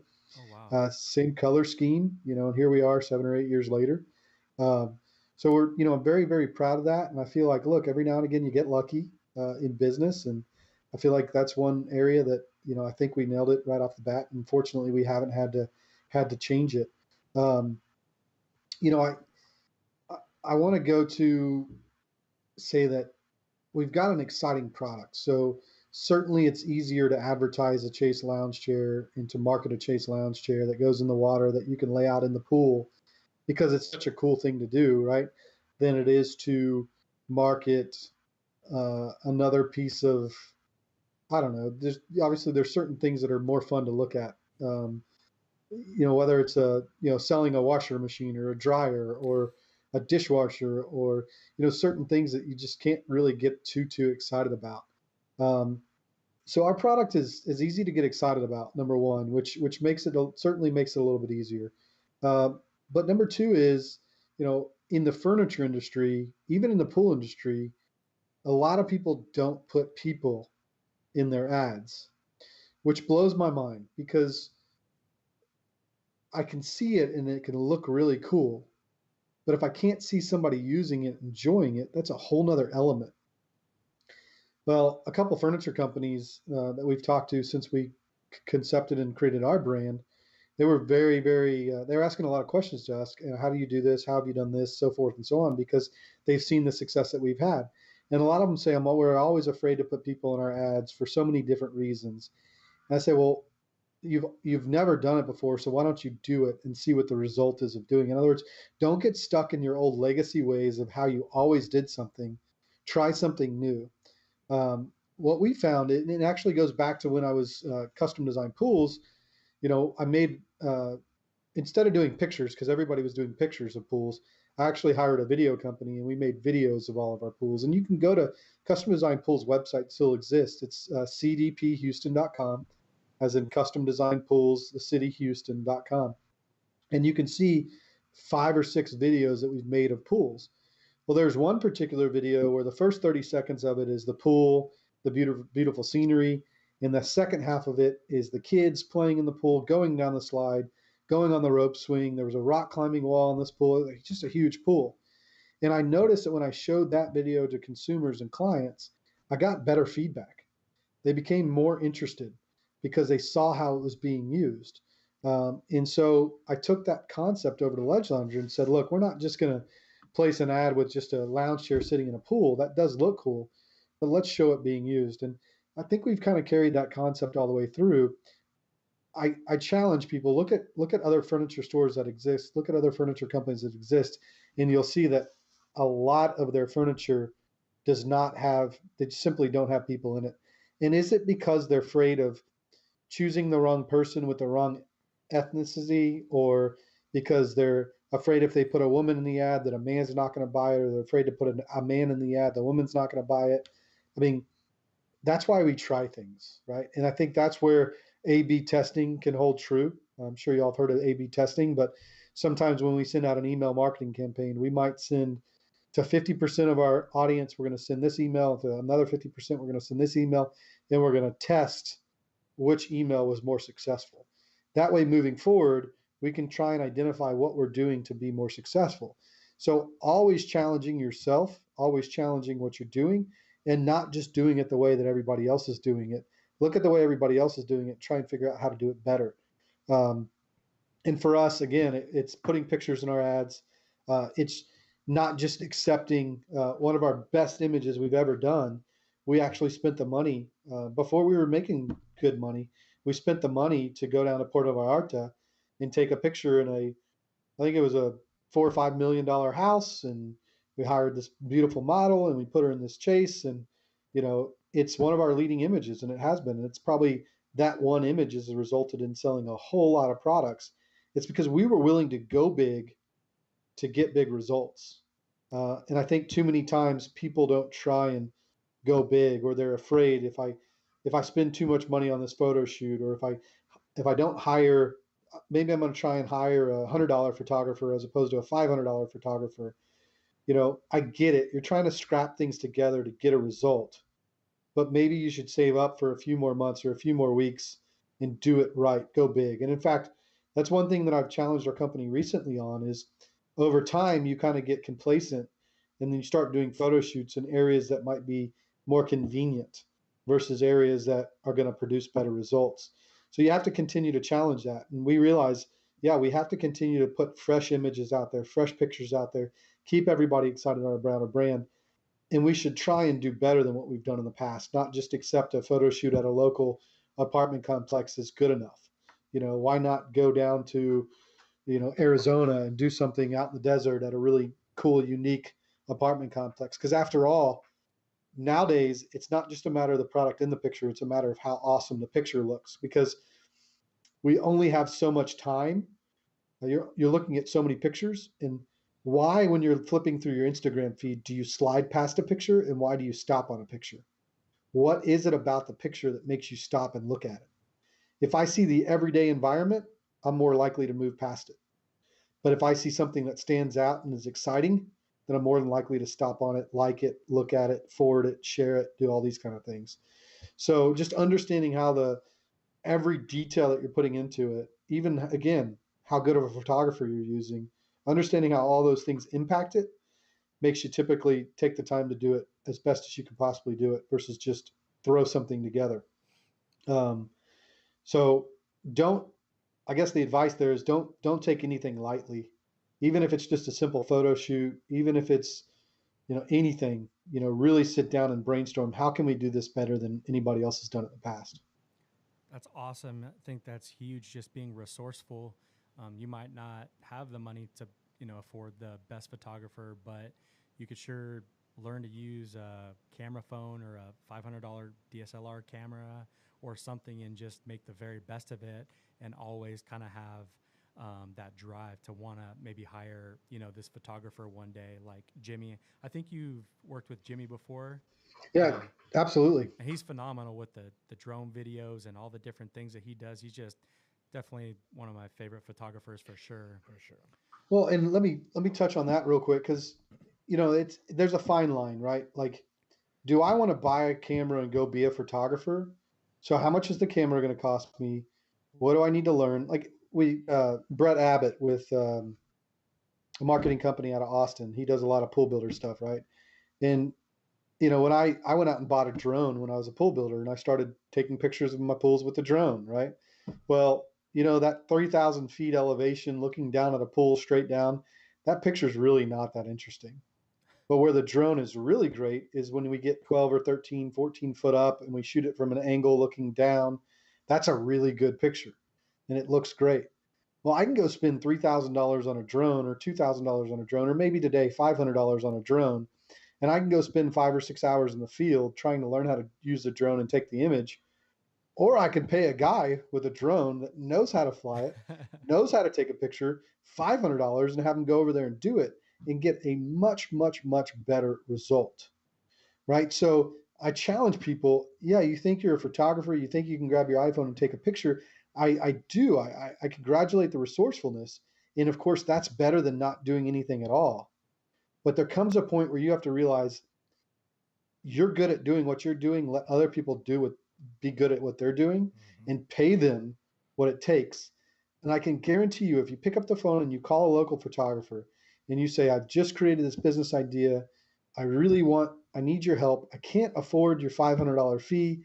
I can't afford you for $200, but here's what I'm going to do. I'm going to come pick you up. I'm going to do whatever you have to do to work with individuals to get a better price, to get the professional to participate. And even if you tell them, hey, look, just let me know in the next month or two when you get an opening. I'm not going to block your schedule. Let me know when you get an opening and I'll make myself and my product available. I'll bring it to you and you can shoot. Make it as convenient as possible for the other person and tell them, hey, if this goes really well, then of course I'm going to be able to give you more business and more business and more business. And it's going to lead to a greater thing. Again, you might not get the very best photographer out there, but you're probably going to get a photographer that knows how to do it better than how you do it. 100%. I love that. Do you think you guys have just, did you make your mind up in the beginning that it was just going to have this aesthetic and it would just stay? Because I feel like you guys have a very distinctive look. Even if the chase wasn't in the picture, I feel like the way the picture is aligned and the edits of the photos and just everything kind of has a very just ledge lounger look to it. Was it really important to just keep everything kind of uniform and, you know what I mean? Because it's you might be next to a really luxurious, crazy looking pool, but there's still a sense of minimalism in it. I Sure. guess it's kind of simple yet complex. I guess a Yeah. little bit. That's a real tricky thing. So first and foremost, what's important is you understand that you got to have a brand identity, right? And you say, I'm only going to accept things that fall into this criteria, whatever that criteria is, and that's how we're going to represent our brand. Oftentimes some of my salespeople want to just, because it's convenient and easy, share a photo that they received from a client with other people. I'm very cautious to allow salespeople to just go send out any photo they want. Our marketing team now in house, we have 3 people on marketing team, 4 people on our marketing team. JC, our marketing director, y'all been working with Chelsea. She's done a great job with social Yes, media and PR. Chelsea's Um, awesome. we have a graphic designer in house now, and we have our own web developer in house now. These are critical things. A lot of people say, "Well, man, you're not necessarily a big enough business to have an in-house marketing staff." Brand for us, because we're a lifestyle brand for us is so critical that if I rely on anybody outside of our business to do it, they're not going to be fully aware of what it is we're doing and pay 100% attention to it. So if I go hire a media agency that's working with 15 other companies and we're just another company, then how in tune to what we're doing in our brand are they ever going to be? Right. So that's where it Boom. was one of my first 5 hires. I hired JC, our marketing director, and she owned it. I mean, she owned it, and she acted like she was the owner of the business, and this is her brand, and she's going to make sure that it's her baby, and every day she's going to focus on it and make sure that it's on track. So by hiring in house, we've been able to keep our brand tight and focus on doing it the right way. When you outsource it, commonly you'll just do things just to get them done. You'll make decisions we just need to get this done. Let's just get it done. So we're going to use this picture as opposed to this picture, or we're willing to sacrifice. We don't want to sacrifice here at Ledge Laundry. We want to make sure that everything we're doing is quality and it's held to the highest standard. So we can do that when we have more control over it because it's in house versus out of house. That's awesome. Is it difficult to choose what photos you're going to share? Because I feel like you see ledge pieces all over the place. There's some really amazing hotels with great views and different things like that. Is it difficult sometimes to pick and choose what pictures you're going to use for social posts? Sure it is. I mean, we always ask ourselves, are we using the same photo too often? Um, Fortunately, with the resources that we have, we get access to a lot of photos, whether it's our photo shoots or whether it's some of our higher end pool builders that are sharing their pictures with us that we buy the rights to in some cases. Um, I think what you have to be real cautious of too, though, is you can't just show 100% really, really, really high end photos, right? Because sometimes the average consumer can't relate to that.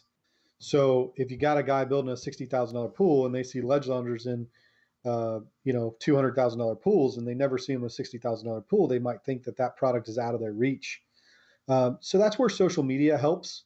Social media is nice because I'm not spending $6,000 on a newspaper ad, or excuse me, a magazine ad, where I want to have the absolute best photo I can, but I'm actually just posting one on social media. So if a high end consumer is following us and they see an average picture come across the site, it's okay because the next one they might see is going to be a higher end one, or they go view our profile and they can see a mix of everything.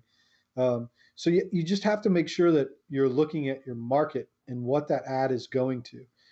Because we have multi-channel sales. In other words, we sell to interior designers, we sell to multifamily, we sell to hospitality, we sell to resorts, we sell to pool builders, we sell to consumers.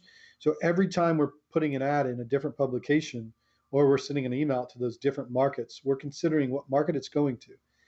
Let's face it, if you can hire an interior designer to design your backyard space after a pool is built, you probably have a good bit of money. Therefore, we're going to make sure that the ads going into that market have a great, great, great appeal. Whereas in other markets, if we're going to the multifamily market, we want to make sure that, yeah, we don't want to use just the absolute highest in apartment complex because the majority of apartment complexes are not absolute highest in. So we want to reach a consumer base or a multifamily market with a good picture. So in other words, we're not going to another thing you got to consider is we're not going to market to the multifamily segment with a pool with 2 ledge loungers in it, a residential pool with 2 ledge loungers in it. We're going to choose a commercial pool with 30 ledge loungers on the tanning ledge and a lot of patio furniture in the background. We're going to have to make sure that we tailor the content in the ad to the individual market. And I think that's one thing we've done very well since the start. Very good. Agreed. And know that it's a big piece now, and probably has been for a little bit, for the ledge pieces to be used for a lot of builders in their main photo shoots, because I see a lot of high-end builders now, and there's something about seeing that piece in the pool. There might not be somebody in the pool, but you take it a little bit more seriously, and you, in your mind, you think it's a luxury pool by just seeing that piece and just a beautiful pool. One of our favorite builders out here and good friend Jeremy Noggle with Premier Paradise. A lot of his very unique pool builds have ledge loungers in them, and we just Man, we freaking love seeing them every single time. Yeah, we certainly do do too, of course, and we appreciate Jeremy supporting our brand. He built some absolute fabulous work, and it is exciting to see it. In fact, I still get excited when I see him post some stuff, and it's got three or four of our or four of our five of our products in it. Um, you're absolutely right. I mean, look, anything fresh is anything fresh, any new innovative ideas are always going to catch people's attention because we've been looking at pools for what, probably 80 years now. I think, 1920s, 1940s. Um, and they've been the same thing for a really long time. And we're breaking the surface of the water. We're introducing something fresh that some people still haven't seen, even though our brand's been around now for seven years or so. There's still a lot of people out there that don't know that Ledge Lounger exists, and we're excited to continue to grow in that market. And we appreciate all the pool builders that post pictures with our product in it. It's pretty genius if you think about it, that almost a big marketing piece of your business is other people doing it, where they buy your furniture and they can't wait to take photos of it to share. And that's pretty much really good brand awareness, because seeing one of Jeremy's pools with a ledge lounger on it, it's only doing, good things for your company. I mean, obviously for his as well, because obviously you have a picture of this amazing pool and design, but having that piece in it, I mean, it's really cool, because it might be a picture that doesn't really have your aesthetic, but the word is getting out, because sometimes we think that way, where we're like, I wouldn't have posted that, but that's going to do us good because they're talking about it, and it's just kind of, and it's positive, it's nothing negative about it. It's just not something that ties in with our color scheme and aesthetic, and it just doesn't have, all the things that we need. But it must be really cool to develop something that, other people can almost market for you. Absolutely. It's kind of like, do y'all have the Yeti brand, the coolers Can't yet? afford it yet, but Yeah, we Yeah, don't. can't afford it yet. I don't mean personally, but in the market. I mean, the Yes, Yeti's out yes. there, and it's amazing that what makes people wear a hat that has the word Yeti on it, Right. right? Like what inspires them to do that? I mean, it was an ice chest, right? Hmm. Um, people have Yeti stickers on the back of their cars, and it ultimately is their branding. They're associating themselves to a rugged wildlife. You look at Yeti's ads now, and they are, pictures of a rock climber climbing a wall with a Yeti backpack on, or pictures of a hunter, or a video of a hunter with a Yeti ice chest in the back with his, game or his catch in the ice chest. you know that's where this brand awareness is so strong. And it's just like, how many people put Apple stickers on the back of their car when Apple was a cult. But the hard part is how do you keep that going? You don't yeah, see nearly as many Apple stickers on the back of vehicles today than you did when Apple first started, because everybody thought, man, I'm a part of a unique brand here, and there's not everybody doing it. So the challenge is always, how do we keep all this stuff going? How do we continue to innovate and continue to strive? A lot of times what happens is businesses are bought out, and all of a sudden it becomes all about generating revenue or generating profit versus really taking the time to keep people inspired and keep innovating and keep the brand going. So that's one thing we're always aware of here, and we want to make sure that we approach very cautiously, but we are focused on continuing to develop our brand. And we certainly want, just like you are today, we certainly want more people wearing hats with our logo on them. So we want to continue to inspire them, and Thanks, that's Chelsea. and that starts all the way back at innovation, right? Yep. So most definitely. Well, congrats on all the social media success, and yeah, it's just been a really cool movement. And there's not too many brands that are kind of have that lifestyle vibe to them, but you've done a really good job at keeping that up. thank you. But I have one question. So you came from the Dallas news, right? How did you? Because a lot of people I don't think can do this. Is go from print to a whole entire mind change, mind shift into this whole social media challenge, because a lot of people that are still doing print still want to do print.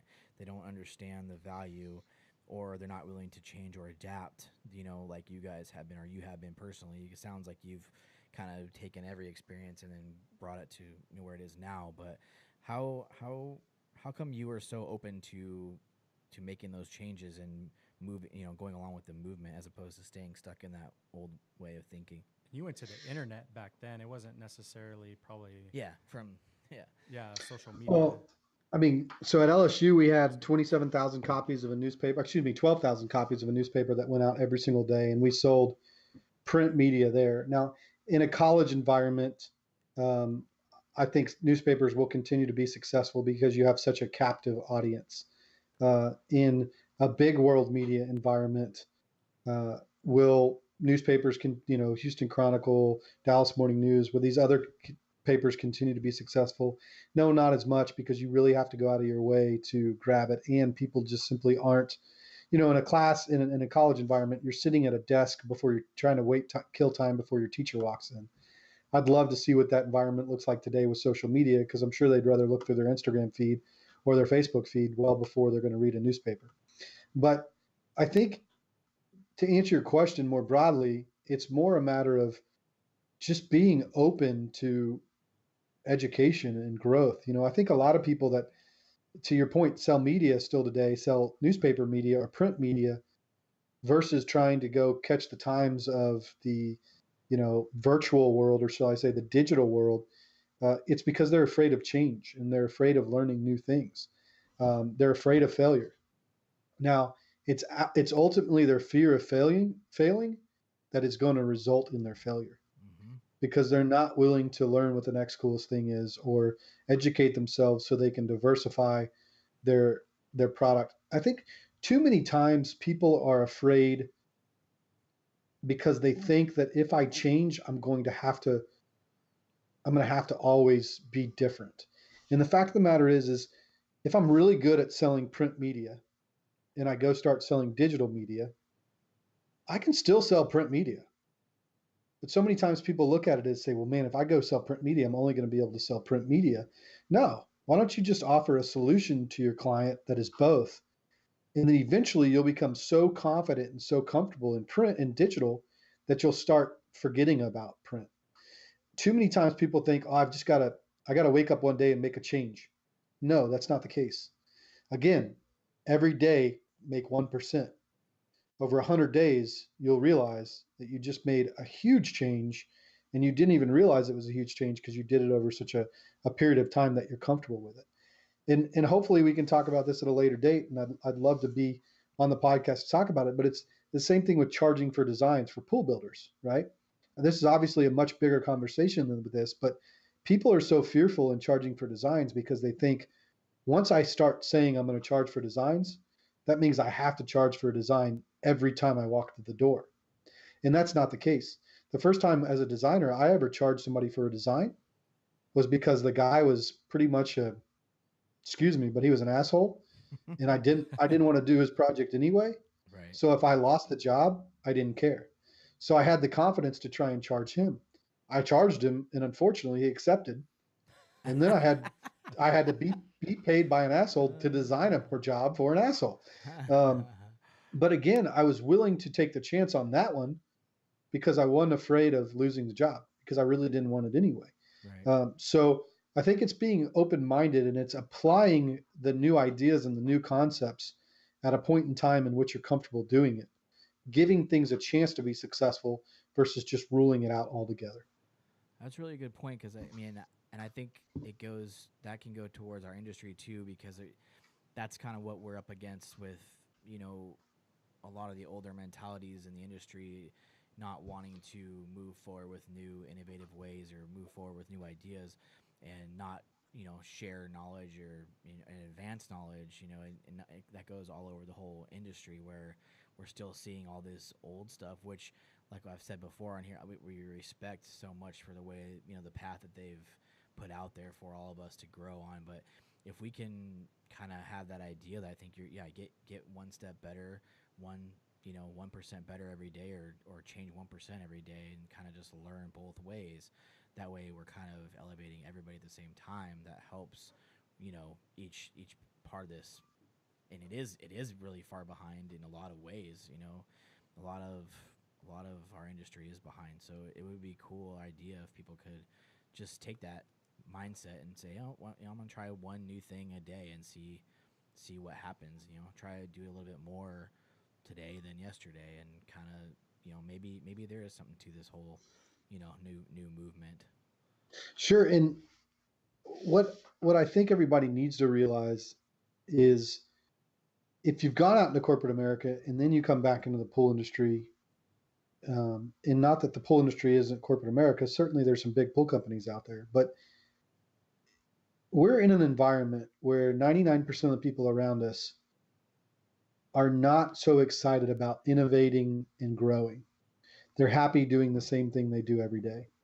So when we say, hey, you only have to become 1% better every day or a tenth of a percent better every day to be successful, it's because the people around us aren't.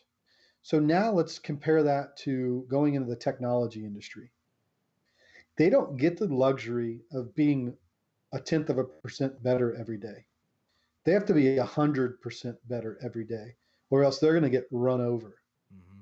Right? So how lazy in a way are people in our industry that they're not willing to grow 1% a day, or for the sake of the conversation, just a little bit every day. It is, I challenge anybody in our industry that says it's hard to stand out or it's hard to do things better than anybody else. That's just simply not true. We do too. All you have to do is try and want to get better. And if you simply have that mentality and you actually do it, you're going to end up better than a large percentage of your competitors. Mm-hmm. Absolutely. That's really cool. I think one of the biggest, I think, examples of that is like the Auto Trader. I mean, my dad worked there for like 15 years, but it's no longer an actual magazine. They took that idea and somebody said, hey, let's try this internet thing, and now it's 100% internet, and Blockbuster did the opposite. So Blockbuster had the idea. Blockbuster could have been Netflix, and they didn't. That's both those are really good examples of that. Whoops. But the Auto Trader is 100% online, and they used to have these huge facilities I used to go to as a little kid. My dad would bring me to these huge manufacturing plants where I see all these magazines being put together, and now that doesn't even exist. They're just 100% online. But the concept has to stay the same. Yeah. It's just the way that people digest it changes, just because if your thing is education, doesn't have to be print, doesn't have to be podcast. You just have to change with the times, and it's usually a soft transition. You know what I mean?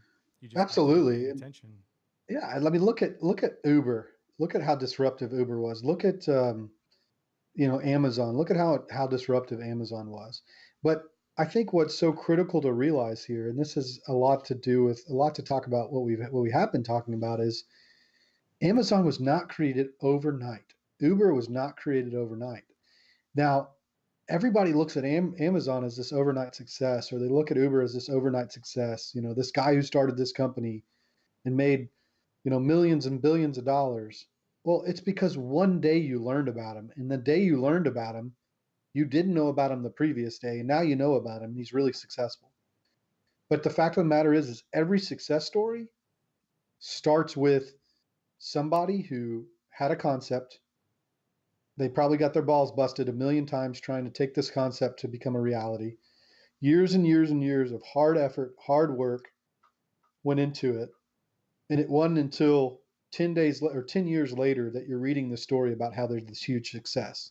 Yep. It's this overnight success story that a lot of people buy into, that, one day this guy started this business and man, look at him today. Well, what happened in the meantime?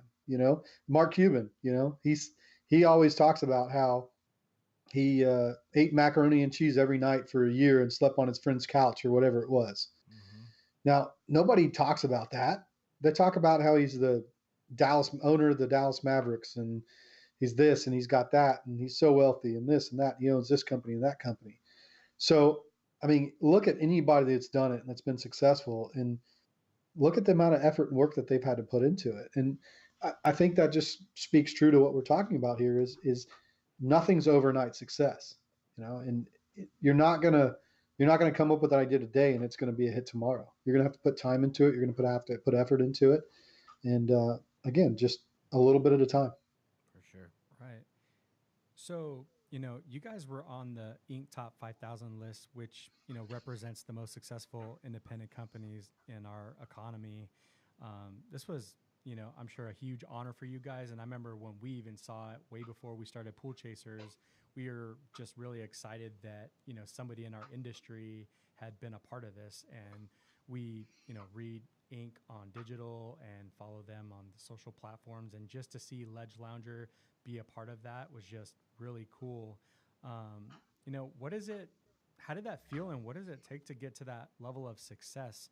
And I, list some things over in the questions, just because we have our tactics on what wakes us up in the morning and what gets us pumped up, and it changes for everybody, whether it be just yoga, or patience, or maybe you gotta listen to some crazy rap music at 4 o'clock in the morning, or go for a 4 a.m. run. So how does that, how did you get to where you are? Yeah, yeah, man. That's a big question. I, I think it's pretty hard to sum up, but I'll try. Um, I'm kind of the guy who likes to put a carrot in front of my face, and then work really, really, really, really hard to get it. So I will, you know, one thing I've done recently is, I love spending time on the water. I'm an avid wake surfer. In fact, sometimes I wish I could move to a climate that's hotter all year long so that I can be able to go out on the boat every weekend, because that's really what energizes me, is getting in the boat, and I just forget about work, right? So I went out and bought a Nautique. I'm not recommending people do this, but it was probably really before I could actually afford it. Of course, today anybody can get loans for anything, it seems like. Um, but I knew that if I wanted to make sure that I kept this thing, I was going to have to go bust it, because now I had a monthly payment that I had to make. And again, that's an example of put that carrot in front of my face and making sure that I'm working hard to be able to achieve kind of this lifestyle or this thing that I put in front of me. Um, a similar deal. I bought a piece of property. Um, at some point where I could, and my goal was to be able to build a house on it. Didn't build a house on it. I ended up building out a barn, and I have kind of a barn house. But I certainly reached my goal, and now I get to live on this little piece of property that my wife and I and my kids love dearly. So I think constantly setting setting goals for yourself, but putting things in front of your face, ideas that I want to achieve this or I want to achieve that. Now, certainly you have to have business goals, but you have to have personal goals too to drive the business goals. Um, I it it was explained to me really, really well, and I certainly want to share this because it had a great impact on my life. And somebody, I was at an entrepreneur forum one time that Morgan Stanley was putting on, and um, a gentleman explained it this way. He said, "What's the definition of being a success as an entrepreneur?" And that was the question that was posed to him. And he said, "You know, I can sum up that a lot like this: you're climbing a mountain, and from the ground, from zero elevation, you look up, and you see the peak of this mountain at 8,000 feet, and it's pretty steep. And you climb and you climb and you climb, and you are exhausted. By the time you get to 7,500 feet, you're just dead tired. But what's the you're getting a whole lot of inspiration because you only have 500 feet to go. So you get up the other 500 feet, and now you're at what you thought was the top of the mountain, 8,000 feet. And then you turn around and you realize that from zero elevation, you couldn't see the other peak on the other side of the mountain. And the mountain's not 8,000 feet, it's 10,000 feet. And you are absolutely exhausted and you're dead tired, but now you realize you got 2,000 more feet to go. And then you get to that 10,000 foot peak, and all of a sudden there's another peak that you didn't see. And it is just a never ending mountain. That is business. That is entrepreneurialism. That is starting your own business, because if you're ever going to settle for a peak, your business is going to fall apart. Your business is going to die. If you're ever going to stop innovating, if you're ever going to stop pushing, if you're ever going to stop inventing, if you're ever going to stop growing, you have to keep going. You have to keep climbing. You have to keep looking for that next peak. Because if you don't, again, you're going to be gone. And then what are you going to do next? I think a lot of people have this idea in mind that they're going to build a business one day and then they're just going to sell it. If you build a business thinking you're going to sell it, it's never going to be as great as what it would be if you build a business wanting to stick with it long term and growing. I'm not saying that you don't sell when the time's right, but certainly you don't have that in the back of your mind all the time. It'll hamper your growth. So you've got to want it. You've got to be willing to drive it, and you've got to be willing to work hard for it. And if you're not, then I mean that's why not everybody owns a business. That's why not everybody starts a business. I think when we're looking at Shark Tank and we're looking at all this stuff out there in today's society and media, everybody wants to own their own business. But I mean, the fact of the matter is there's some people out there that just will never own their own business because they're just not willing to put in the hustle. They're not willing to overcome the challenges, you know? Yeah, that's really good advice. Yeah. Thank you. Hey, Chris, I hate this, but probably around 2:50, 2:55, I got to actually get out of here to get my kids. No problem. So we're just going to kind of don't want to miss out on any of this other stuff, but we're just going to kind of zip through this part a little bit more. Maybe just the recommendations and then the plug would be fine. Well, do you work out or anything, Chris? It comes and goes. I get in kind of a 2 or 3 month spurt, and then I get just overwhelmingly busy. I have a 4-year-old at home, and I have an 11-month-old at home. My wife likes to wake up early in the morning and work out, and I get the kids ready for school and take my 4-year-old to school, or excuse me, get one of the kids ready for school and take him to school. And then a lot of times I'll end up being at the office until 7 o'clock, and then by the time I get home and spend some time with the kids, it's just exhausting. So, hopefully as my 11-month-old gets a little bit older and I can spend a little bit more time out of the house, I can get back to it. So I love the idea of it. I certainly want to be doing it. I need to be doing it. I definitely get a lot of stress relief out of working out, but it's not a reality for me at this point in time. I try and schedule lunch time to go work out, and then I end up getting sucked into a meeting. Look here. I'm the one telling people don't to make excuses, and now I'm the one making excuses. So I damn sure better have a New Year's goal of getting back into it. Very good. Us too. Yeah. Yeah, I do. I think that's really important. Yeah. The books and stuff. Yeah. So can you share with us maybe some of your favorite books and why, or some of the things that Yeah. motivate you and guide you through your process? Yeah. I'm kind of one of those guys that I love business books, don't get me wrong, but I'm inspired by a lot of movies. I'm inspired by a lot of real stories. So, Mark Luttrell, Lone Survivor, that inspired me, even though it wasn't necessarily tied to business, but it was tied to overcoming a challenge, working really hard, getting to an end result. I mean, it's kind of sounds silly, but even the Facebook movie, the Social Network movie, I love watching that movie because it inspires me on the regular. So finding inspiration, whether it's through a book or something else, I think is certainly critical. When it comes to books, there are some business books I love. Good to Great by Jim Collins. That's a critical book because it truly helps you identify that you're not going to be able to do it all yourself. You're going to have to get the right people on the bus and the right seats. Virtually, he follows some of the greatest businesses that have sustained the test of time, and he talks about what makes them different than the other businesses that have fallen apart over the years. It's a very powerful book. There's a lot of there's another one by Jim called Built to Last. There's How to Be a Great Boss. There's a number of books out there. I think if anything, I'd love the audience to hear about kind of something I've gotten on recently. It's called Blinkist or Blinklist. It's an app. And look, business books are hard to read, especially in today's world, because you have to dedicate a lot of time to it. And that's why podcasts are so great, because it's an hour here, an hour there, potentially 2 hours here or there. Podcasts have been tremendous for me. But this Blinklist book, and I'll share the actual name of it because I'm tearing up the name of it here. But it's an app where it's basically cliff notes of books, and they're called blinks. So you pay $70, you subscribe to Blinklist app on any of the app stores, and then you pick a category, and you can get the cliff notes, audio version cliff notes of any book.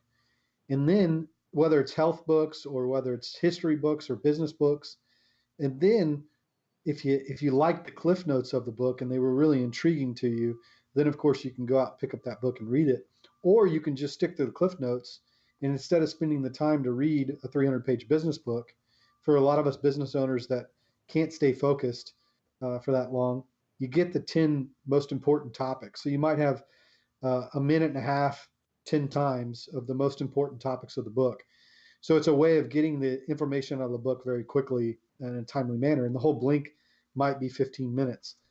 Listen to one of those every night before I go to bed, kind of deal. Listen to them to the car on the way to work. Um, those are pretty powerful. But I think you got to constantly change it up. You got to do podcasts sometimes, books sometimes, blinks sometimes, just inspirational movies sometimes. And you find it everywhere you can get it. Dude, that's pretty For sure. genius. I That's can't really wait to check awesome. that out. No, I never heard of it. Especially you get like, 20, 50, 100 pages deep in a book, and then it's just like, I don't have time for this. You know what I Yeah, mean? you certainly you can't stay with it. And I've probably started 10 business books that they just lost me through the middle of the book. And I think it's just, that's why fiction exists, is because, a fiction can keep your attention, whereas in a business book, it's a lot harder to keep your attention. So I Hmm. think that's one thing this app has done really well. And I'm pulling the app up now so I can actually spell it out for y'all. I got it. It's blink. It's just Blinkist. B. Blinkist. Yeah. Blinkist. Yep, yep, that's it. And man, it is awesome. A Download it lot of now. great topics, just about every book on there.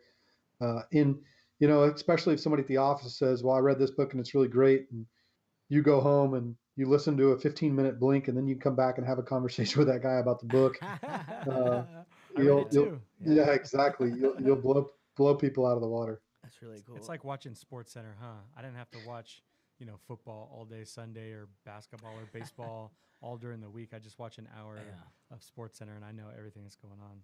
Man, that is a perfect example. It's kind of like in junior high when we had a book assignment. We'd go buy the Cliff Notes and read Yep. read the Cliff Notes, and then all of a sudden you're up to speed. Of course, teachers were smarter than that, Yeah, they but got smarter. uh, but we didn't. But with this, I think there's a lot you can take away from these quick blinks for sure.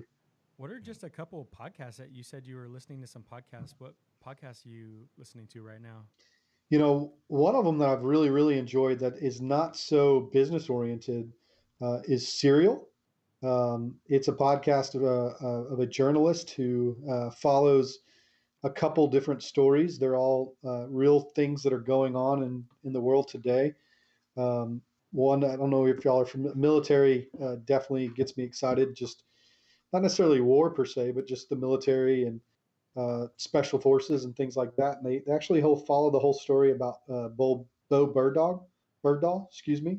And he's the Taliban, the guy who basically walked off his post in Afghanistan, and then he was captured by the Taliban, and then we ended up trading like 4 Taliban soldiers for him, and it was just a big thing in the media. I like keeping up speed with the news, and that was a really interesting story. And the girl who gives this podcast or performs or is the voice in it, she just keeps your attention. She does such a good job. So I like some of that stuff. There's certainly some, I'm always constantly searching for other podcasts that are inspirational or our business. There's a couple of entrepreneur podcasts that I follow. I can't recall any of the names of them, um, but commonly I'll hear from entrepreneurs who started this or did that. And again, it's what's more important to me is that yes, you can learn a lot from them, but finding the inspiration that just keeps you driving forward.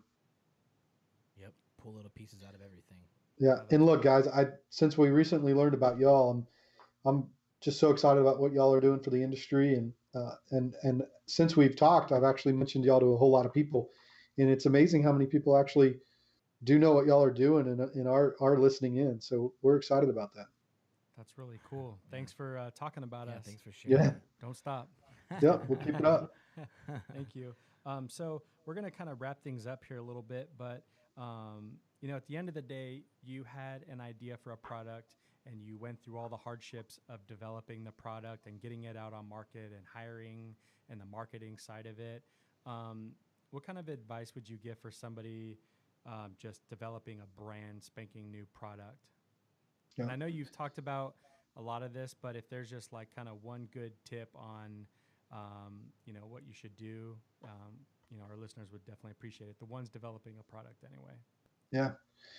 Well, let me try and I've been long-winded on a lot of these answers, but let me try and I guess summarize a few things here. Number one, don't be afraid to ask for help. Um, you know, a lot of people are afraid to tell other people about their ideas because they're afraid of people stealing it. Um, a large majority of people don't have the desire to rip you off or take your idea and go build something because they simply don't have the effort, the time, or the desire to do it. So talk to people, ask people for help. Um, it's you're going to get more valuable information by sharing your idea with a few people you can trust and getting feedback from them. Keep an open mind about the feedback. Don't be closed-minded. Always listen to what they're saying and research their answers and their thoughts. Put yourself in their shoes. Consider what it's like from their perspective. Again, 1% every day. It's not 100% win today. It's 1% every day. What's one thing I can do tomorrow to make this project move a little bit further? Um, and hustle. I mean, hustle, kick ass. Just every day, put something to it. Even when you think, man, I'm so exhausted, I'm so tired. Even if it's just 5, 10 minutes, 20 minutes, 30 minutes, it's kind of like where I'm so stuck here on working out. They say even if you just put 15 minutes in your office every day, you're going to get somewhere. You're going to have better results. Same thing with starting a business. It's the exact same thing. Um, just push hard, do it. Again, ask for help, call me, reach out to me, send me an email. I'm happy to give you any advice I can or any input I can that's going to help you be successful. Um, and just I guess the other thing is never assume you know exactly what you're doing. Even if you think you know exactly how to do something, ask some other people what their thoughts are. Get some other opinions. Um, I'm a member of a CEO group. I want to make sure I mention this. Every month, I meet with 18 CEOs of other businesses. We sit around a table. Uh, there's a lot to be said about working in your business. Sometimes you have to step back and work on your business. By meeting with 18 other CEOs once a month, the same guys in a room, processing issues, listening to their feedback, listening to their problems, I have saved myself a lot of money and I've grown my business a lot faster than what I would have otherwise. So, stay hungry and stay curious. That's gold right there. For sure. All right. Well, we kind of just like to let you guys a little plug for Ledge at the end here. So, can you tell our listeners where to find the products and? Yeah, absolutely. I think what's important to know is last year we had probably maybe a handful of 20 products. We just released probably about 60 new products. Uh, Wow. it was a major feat. They're all available in our new catalog. We're happy to mail it to you if you want a hard copy. If not, go to our website, download our catalog. It's www.ledgeloungers.com. Take a look at all of our new products. We have everything from cornhole boards, outdoor ping pong tables, day beds, patio furniture. Obviously, we've expanded our in-pool furniture collection. Got a lot of new great things coming in development for 2020. I'm really excited about that stuff. Obviously, you can catch us on Instagram just at Ledge Lounger. Facebook is facebook.com/Ledge Loungers. Not real big on Twitter or YouTube, but follow us, join our emails, marketing campaigns. We'll certainly get something out to you and keep you posted on our brand and what we're doing. That's awesome. Well, thank you so much, Chris. We know got a lot of stuff going on, so we really, really appreciate your time. This was a huge honor for both me and Tyler, and we really look forward to doing, more episodes with you on some different topics. Hey, thank you all so much, and keep up the awesome work, man. Thank you. Thanks, Chris.